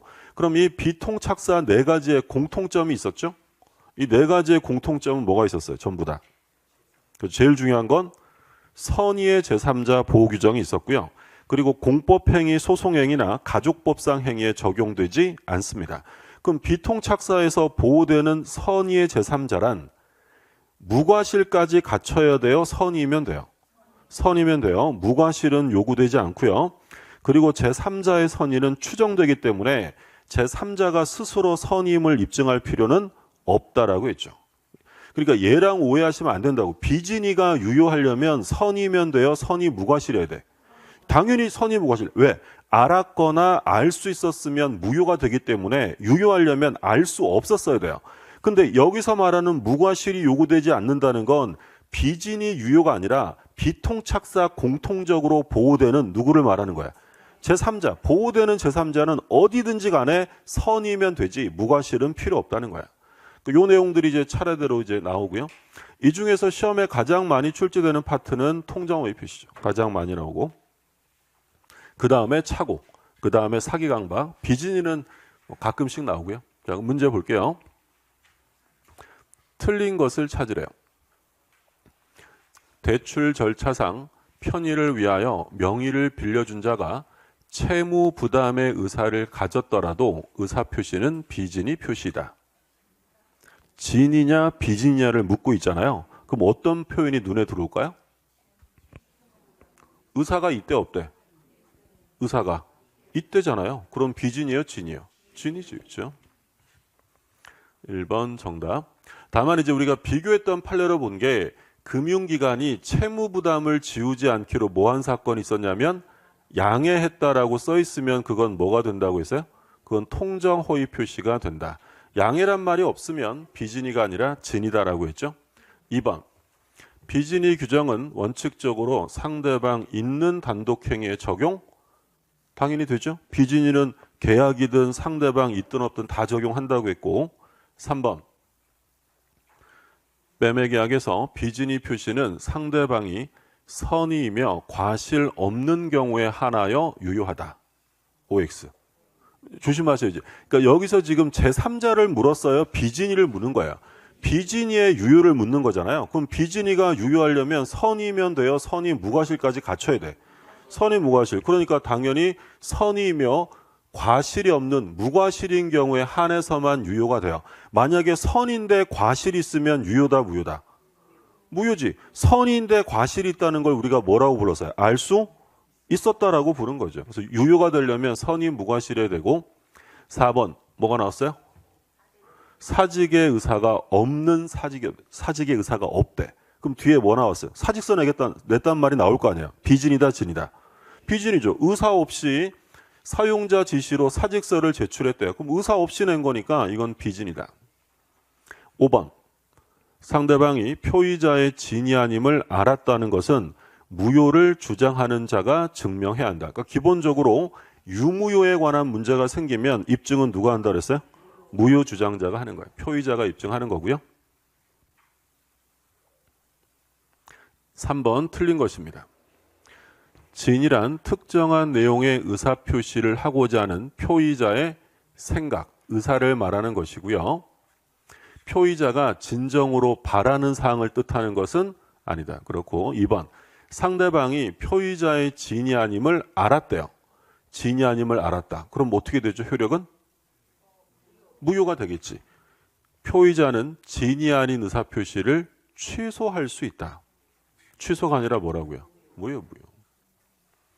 답은 2번. 자, 3번. 대리 행위에 있어서 진이 아닌 의사표시인지 여부는 대리인을 표준으로 결정한다. OX. 당연하죠. 전부 다 대리인 나오면 전부 다 누가 표준이다? 대리인 기준. 아까 본인 기준 하나만 기억하시라 그랬어요? 궁박. 나머지는 싹 다 대리인. 4번. 진이 아닌 의사표시의 효력이 없는 경우. 그럼 여기까지 끊으면 뭐라는 거예요? 지금 비진이가. 효력이 없다는 건 다른 말로 하면 무효라는 거지. 무효. 그럼 언제 무효가 되는 거예요? 상대방이 알았거나 알 수 있었다. 그러니까 여기까지는 이제 뭘 생략한 말이에요. 상대방이 알았거나 알 수 있어서 비진이가 무효가 된 경우, 효력이 없는 경우, 법률행위 당사자는 진이 아닌 의사표시를 기초로 새로운 이해관계를 맺은 선의의 제3자에게 대항하지 못한다. 비통착사 모두 다 선의의 제3자에게 대항하지 못한다는 공통규정이 있었고요. 자, 5번. 진이 아닌 의사표시는 상대방과 통정이 없다는 점에서 통정허위 표시와 구별된다. 비진이와 통정의 차이점 하나밖에 없다고 그랬죠? 혼자 있느냐, 짜고 있느냐. 통정이 없으면 비진이, 통정했으면 통정허위 표시고. 그러면 비진이와 착오의 구별은 뭐였어요? 착오와의 차이점은?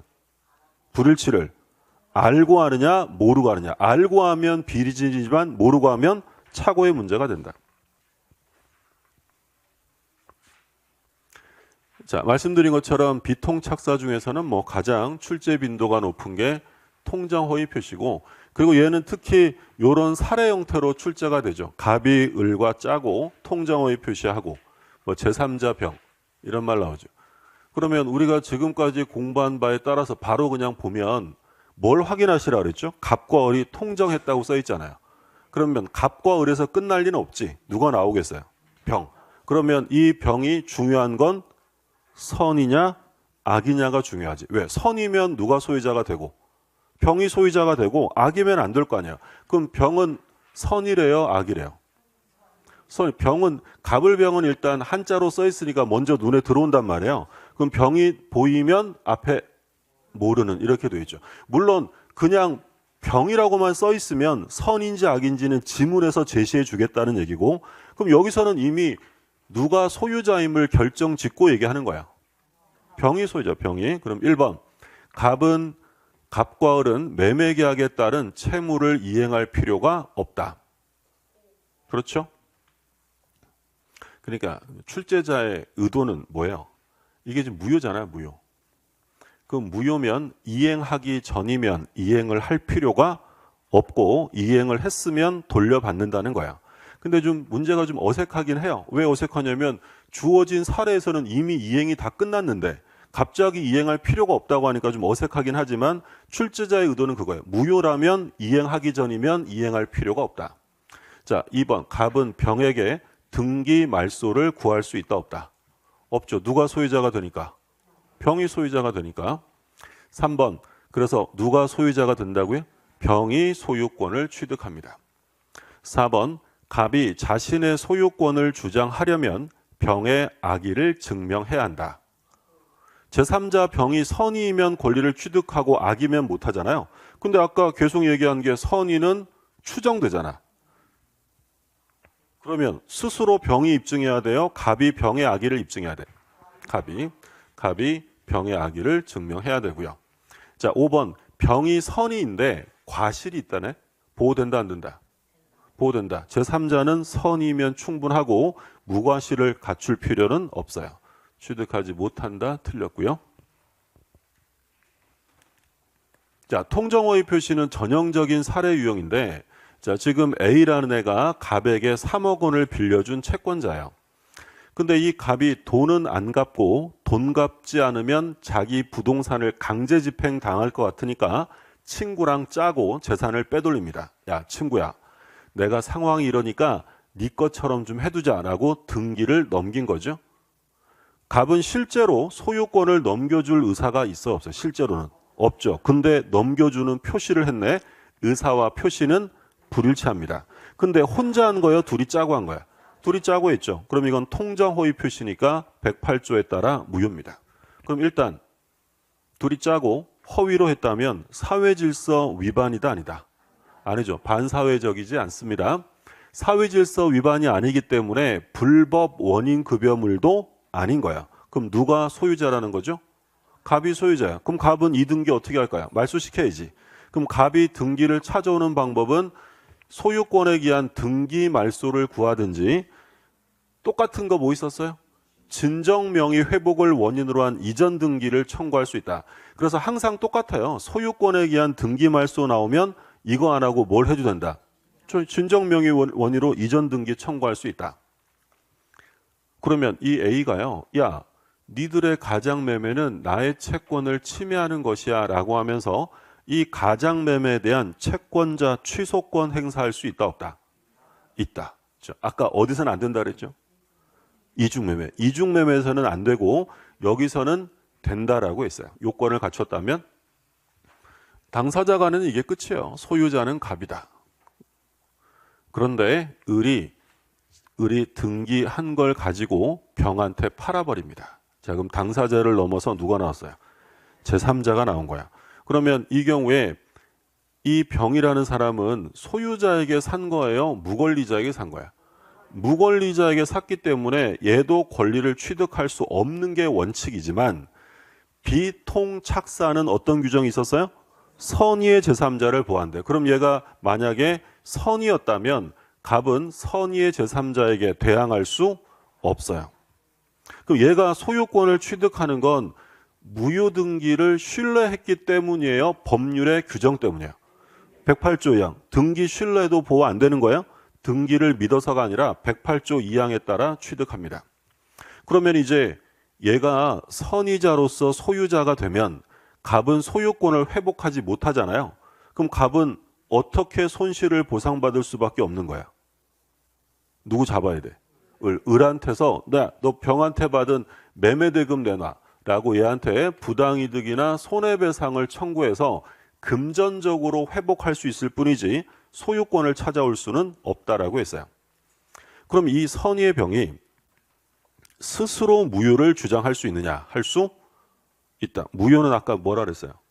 이익이 있으면 누구든지 주장할 수 있다. 그러니까 얘가 살 때는 선이었는데 나중에 가장매매인 걸 알게 되고 얘가 무효를 주장하는 건 상관없어요. 자, 그리고 이제 계속 나왔던 거 병이 보호되는데 과실이 있어도 상관없습니다. 무과실을 요구하지 않는다. 선의라지만 과실이 있어도 권리 취득에는 지장 없고요. 자, 그리고 선의는 모두 추정된다 그랬죠? 그럼 얘가 스스로 선임을 입증해야 돼요? 갑이 병의 악의를 입증해야 돼. 갑이 병의 악의를 입증해야 된다라고 했죠. 근데 이제 이 병이 정한테 팔았는데 선의의 병이 악의의 정에게 팔았어요? 그러면 얘는 소유자가 될 것이고 정소유권 취득할 수 있다 없다?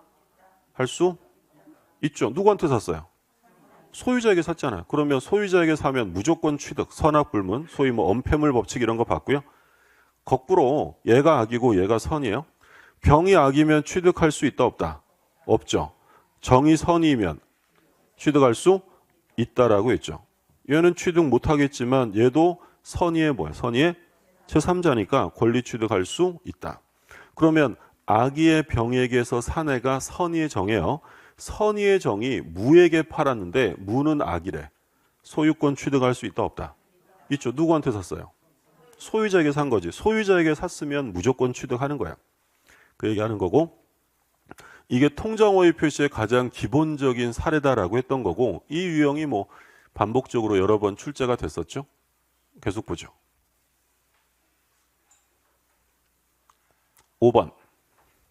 갑은 자신의 X토지를 을에게 증여하고 세금을 아끼기 위해 이를 매매로 가장해서 등기 넘깁니다. 자, 이게 뭐예요? 실제로는 뭘 했대? 실제로는 증여를 했고 세금을 줄여볼까 매매로 위장한 거죠. 가장했대. 그러면 증여는 유효다, 무효다? 증여는 실제로 한 거니까 유효고요. 이건 허위니까 무효죠. 그래서 이걸 우리가 언제 공부한 거냐면 허위의 껍데기 속에 숨겨져 있는 진실한 행위다라고 불렀죠. 그래서 얘를 뭐라고 불렀어요? 숨겨졌다라고 해서 은닉행위라고 부른 거죠. 은닉행위. 그러면 이 을의 등기는 유효예요, 무효예요? 을의 등기는 실체관계 있어요, 없어요? 있죠. 뭐 있어요? 중요했잖아. 그럼 등기는 당연히 유효지. 그러면 을이 만약에 병한테 팔았어요? 병은 소유자에게 산 거예요? 무권리자에게 산 거야? 소유자. 그럼 병은 볼 것도 없이 선악불문하고 무조건 소유자가 되는 거야. 자, 그러면 옳은 것을 고르래요. 1번 갑과 을의 매매는 무효다. 그렇죠. 갑과 을의 증여 나왔네. 증여는 실체관계 있으니까 유효고. 디귿 갑은 병에게 X토지 등기 말소를 청구할 수 있느냐? 병한테 넘어가면 이 병의 등기는 유효다, 무효다? 유효죠. 누구한테 샀으니까? 소유자에게 샀으니까. 그러면 갑이든 을이든 병에게 등기 말소를 구할 수가 없는 거예요. 자, 리을 병이 갑과 을 사이에 증여계약이 체결된 사실을 알지 못한데 과실이 있더라도 병은 소유권을 취득한다. 무조건 합니다. 선악불문 취득. 그러면 옳은 걸 고르는 거니까 전부 다 옳은 거죠? 네. 뭐 틀린 게 있었어요? 다 맞죠? 문제를 푸실 때는 이 자기를 믿고 푸셔야 돼. 쭉 푸니까 다 맞아.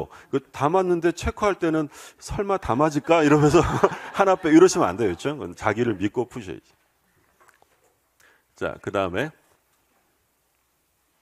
6번. 자, 똑같은 사례입니다. 갑은 강제집행을 피하기 위해 을에게 가장 매도했고요. 자, 을이 병에게 매도했다고 써 있는데 병이 선이라는 말이 없어요. 그럼 이제 지문에서 제시해 주겠다는 거죠.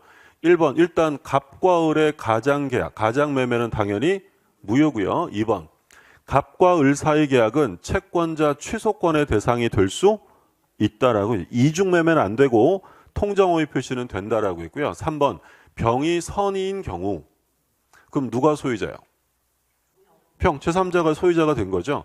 선의에 대한 과실 유무를 묻지 않고 병이 소유권을 취득합니다. 과실이 있어도 취득하는 거야. 4번 병이 악이라는 사실에 관한 증명은 당연히 누가 해야 돼요? 무효주장자가 해야지. 무효주장자 갑이 해야 되고. 5번 만약 악의의 병이, 그럼 악의의 병이면 얘는 소유권 취득할 수 없죠. 근데 선의의 정에게 매도하고 등기 넘겼대. 자, 정은 소유권 취득할 수 있다 없다? 있죠. 얘도 제3자니까 선의의 제3자. 어느 누구도 선의의 제3자에겐 대항할 수 없습니다. 취득하지 못한다. 틀렸고요. 답은 5번.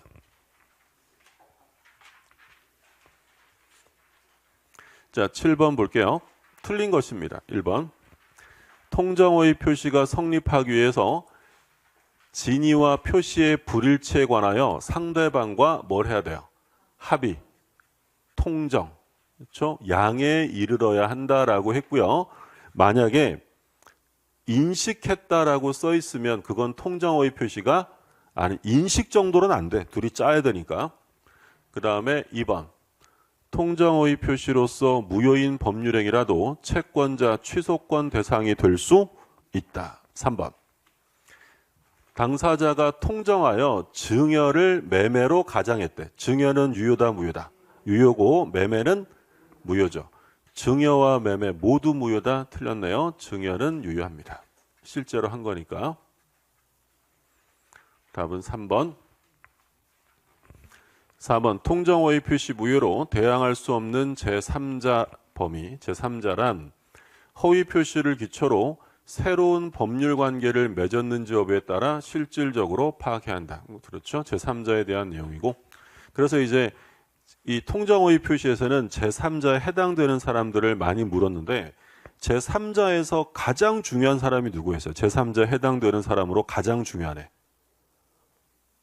파산관제인. 파산관제이죠. 자, 5번 통정어의 표시 무효로 대항할 수 없는 제3자 여부를 판단할 때 파산관제인 제3자입니다. 근데 기준은 선악의 기준은 파산관제인 기준이었어요? 파산채권자 기준이야? 파산채권자 기준이었죠. 그래서 파산채권자 모두가 악의로 되지 않는 한 선의로 다루어진다. 그래서 파산관제는 제3자로 보호를 해주는데 선이어야 한단 말이에요. 이때 선이냐 악이냐라는 것은 파산관제인 개인이 아니라 파산채권자들 중에서 단 한 명이라도 선이면 보호를 한다라고 했어요. 제일 중요한 내용이죠. 제3자에서. 답은 3번이고. 자, 제3자 해당되는 거 고른데 우리가 그래서 제3자, 통정어의 표시에서 제3자는 새롭게 이해관계를 맺으면 제3자라 그랬잖아요. 그러면 어떤 말 써 있으면 다 제3자라 그랬어. 뭐뭐 한자, 뭐뭐 한자, 양수인, 양수인은 뭐 받은 자 이런 거죠. 이런 사람들 나오면 그냥 다 제3자라고 생각하셔도 돼요. 근데 조심하시라고 하는 게 있었죠. 뭐뭐 한자라고 써 있지만 제3자가 아닌 사람 뭐 있었어요? 계약상 지위를 승계한 자. 다른 말로 하면 계약을 인수한 자. 계약을 인수한 자라고 써 있다. 이건 같은 말로 하면 계약상의 지위를 승계한 자예요. 그럼 계약을 인수했다라고 하면 얘는 제3자예요? 계약의 당사자가 되는 거야. 그 계약을 자기가 하기로 한 거니까 요것만 조심하시면 돼요. 얘는 제3자가 될 수 없어요. 그래서 뭐 했다는 말 없이 그냥 채권자, 채무자, 대리인, 제3자, 수익자 이런 말 써 있으면 다 제3자 아닙니다. 그렇죠? 복잡하게 생각하지 마시고 뭘 했냐 안 했냐만 보시라 그랬어요. 자, 그럼 기억 뭐 했어요 안 했어요? 앞에 읽어볼 필요도 없어요. 가압류 했대. 그럼 제3자예요. 자, 니은은 저당권을 설정 받았대. 제3자예요. 자, 디귿은 뭐예요? 본인이네? 뭐 했어요 안 했어요? 대리인 본인은 제3자가 한 게 아니잖아요. 또는 제3자를 위한 계약이 있어요. 다른 말로 하면 뭐예요? 수익자지, 수익자. 근데 여기 이제 이름을 제3자라고 써놔서 이 제3자가 제3자니 같은 사람인가 이렇게 오해하라고 써놓은 거잖아요. 그럼 제3자를 위한 계약에 있어 수익자, 제3자는 뭘 했어요 안 했어요? 안 했죠. 뭘 했다는 말이 없으면 제3자가 될 수 없는 거예요. 그래서 뭐뭐 한자, 양수인 이런 말 써 있는지를 보시라고 했던 거죠. 답은 1번.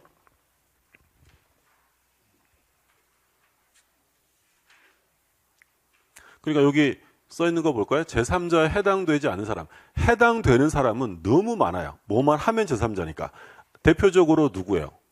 상속인은 제3자 될 수 없죠. 우리가 제3자란 당사자와 일단 누구를 뺀다 그랬어요. 포괄승계인 빼고. 상속받은 사람은 제3자 될 수 없고, 그리고 뭐 본인, 채무자, 수익자 이런 사람들은 뭘 했다는 말이 안 써 있잖아요. 채권자 이런 사람들 제3자가 될 수 없는데 얘를 주의하시라고 하는 거죠. 계약상 지위를 이전받은 자, 계약을 뭐 했대? 인수했대. 그럼 뭐 했다고 써 있지만 계약을 인수한 사람은 당사자일 뿐입니다.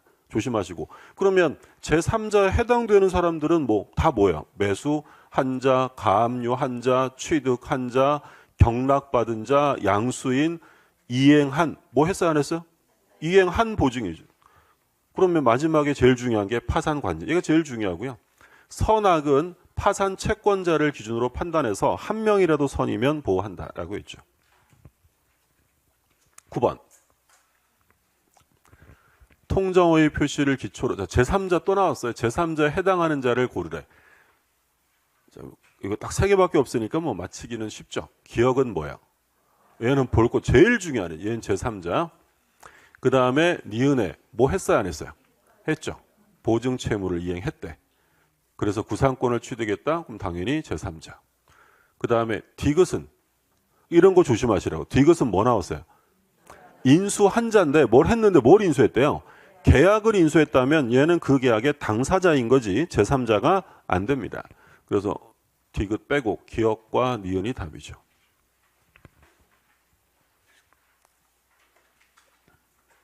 자, 10번 볼게요. 옳은 것은 통정의 표시 무효로 대항할 수 없는 제3자에 해당하는지를 판단할 때 파산 관제에는 파산 채권자 일부가 선이면 선의로 다루어진다. 단 한 명이라도 선이면 보호됩니다. 그래서 모두 악의가 아닌 한 선의로 보호되는 거고요. 자, 2번.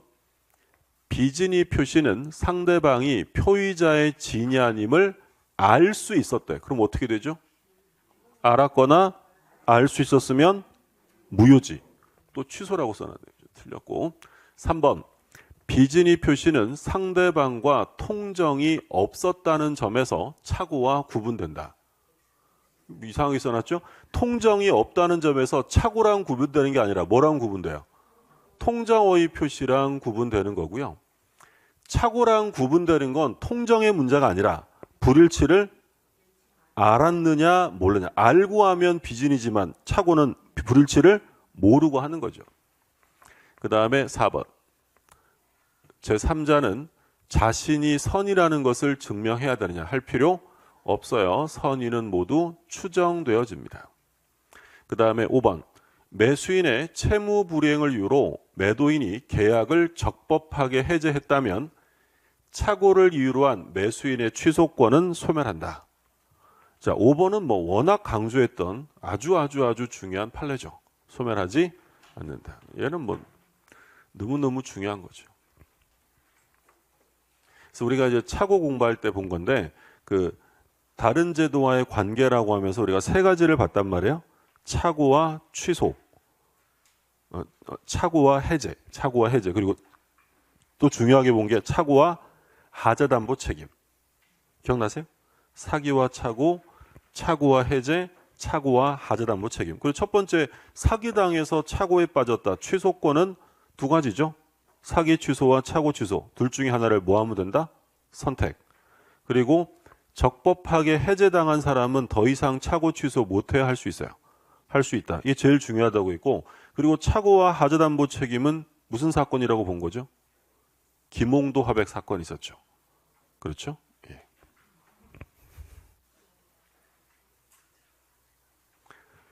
갑이 을하고 매매 계약을 했어요. 근데 이제 을이 갑에게 중도금을 주기로 한 날짜에 을이 중도금을 안 줬어요.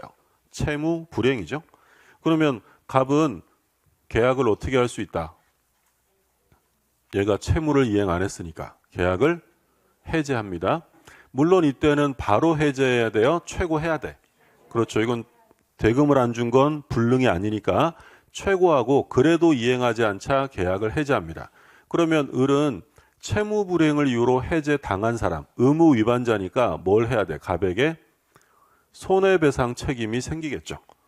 자, 그런데 이 을은 왜 계약을 했나 봤더니 을은 중요 부분에 착오가 있었대요. 그러면 이미 해제당한 을은 더 이상 착오 취소를 못하는 거예요? 나중에라도 할 수 있는 거야? 나중에라도 할 수 있다. 그러면 요걸 인정해주면 을은 이제 뭘 안 해도 되기 때문에 손해배상 책임에서 벗어날 수 있다.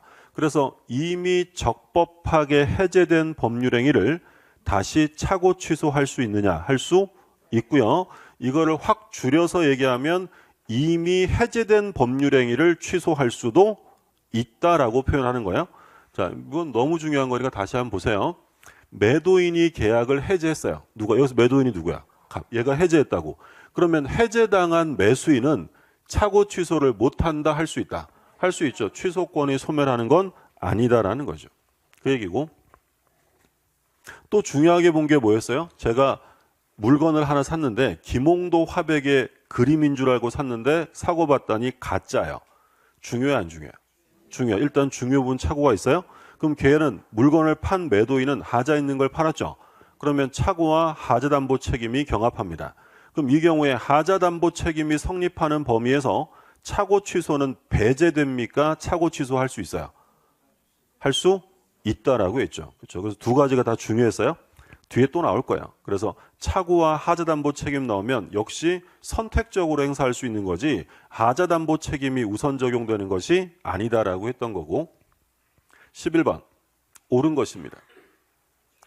통정오의 표시는 표의자가 의식적으로 다른 표시를 한다는 것을 상대방이 알았다면 성립한다. 통정오의 표시의 성립을 묻네요. 그럼 줄여서 말하면 뭐야? 통정오의 표시는 불일치를 상대방이 알았다면 성립해요? 아까 통정오의 표시가 성립하려면 상대방과 짜고 해야지, 짜고. 근데 뭐라고 써 있어요? 알았대. 알았다는 건 인식했다는 거잖아요. 이걸로 성립하는 게 아니라고. 알았다고 통정의 표시가 되는 게 아니라 상대방과 뭘 하라? 통정, 합의, 양에 이르러야 한다라고 했던 거죠. 무슨 말인지 이해되셨죠? 예. 다 아는 건데 이 문장이 좀 어색하니까 내가 생소하니까 좀 뭐지 하는 거고 계속 강조되는 게 나오는 거야. 결국 통정이란 알았다는 것만으로 되는 게 아니라 짜고 해야 됩니다. 2번 가장행위가 무효면 당연히 은닉행위도 틀렸죠. 은닉행위는 실체관계 갖추면 유효하다. 3번 대리인이 본인 몰래 대리권 범위 안에서 상대방과 통정허위 표시를 한 경우 본인은 선의의 제3, 본인이 제3자가 되나요? 안 돼요. 얘는 제3자 될 수 없습니다. 유효주장할 수 없다. 그리고 4번 108조 2항에 따라 보호받는 제3자, 선의의 제3자에 대해서는 어느 누구도 무효로서 대항할 수 없다. 선의의 제3자는 보호되고요. 어느 누구도 선의의 제3자에게 대항하지 못합니다. 옳은 거니까 답은 4번이네요. 자, 5번. 가장 소비대차에 따른 대여금 채권의 선의의 양수인은 108조 2항에 따라 보호받는 제3자가 아니다. 뭐 했다고요? 그럼 제3자인지 아닌지를 물었잖아요. 그럼 뭐 했는지 보셔야지. 뭐 했어, 안 했어요? 했지. 뭐 했대요? 양수, 채권 양수했잖아요. 그럼 제3자 해당 되는 거죠. 새롭게 이해관계를 맺은 사람. 그래서 뭐뭐 한 자, 양수인, 받은 자 이런 말 써 있으면 다 제3자입니다. 근데 이제 비교가 되는 건 우리 해제에서는 뭐뭐 한 자, 받은 자 이걸로 제3자가 되는 게 아니죠. 해제에서 보호되는 제3자는 완전한 권리를 갖춰야 돼. 이해관계만 맺으면 되는 게 아니라 뭘 했어야 돼요? 등기되어 있거나 대항력 갖춘 임차인. 해제에서는 대금 채권을 양수한 사람은 해제에서 보호되는 제3자도 아니다. 아니라 그러죠. 해제는 훨씬 더 엄격하잖아요. 그래서 해제에서의 제3자와 구별하셔야 돼요. 그러니까 우리가 보는 통정호의 표시에서 제3자는 무언가 새롭게 하면 다 제3자야. 뭐뭐 한 자. 그게 채권이냐 물권이냐 따지지 않습니다. 그런데 해제에서는 채권을 양수하거나 채권 압류, 채권 가압류 이런 애들은 제3자가 아니고 완전한 권리를 취득해야 되니까 등기했거나 또는 대항력 있는 임차권을 갖춰야만 보호된다라고 했죠. 해제에서 차이점, 해제가 하면 또 보겠지만 미리 구별해 두셔야 되고, 자, 그 다음에 이제 차고 들어가는데 차고부터는 좀 쉬었다가 보시죠.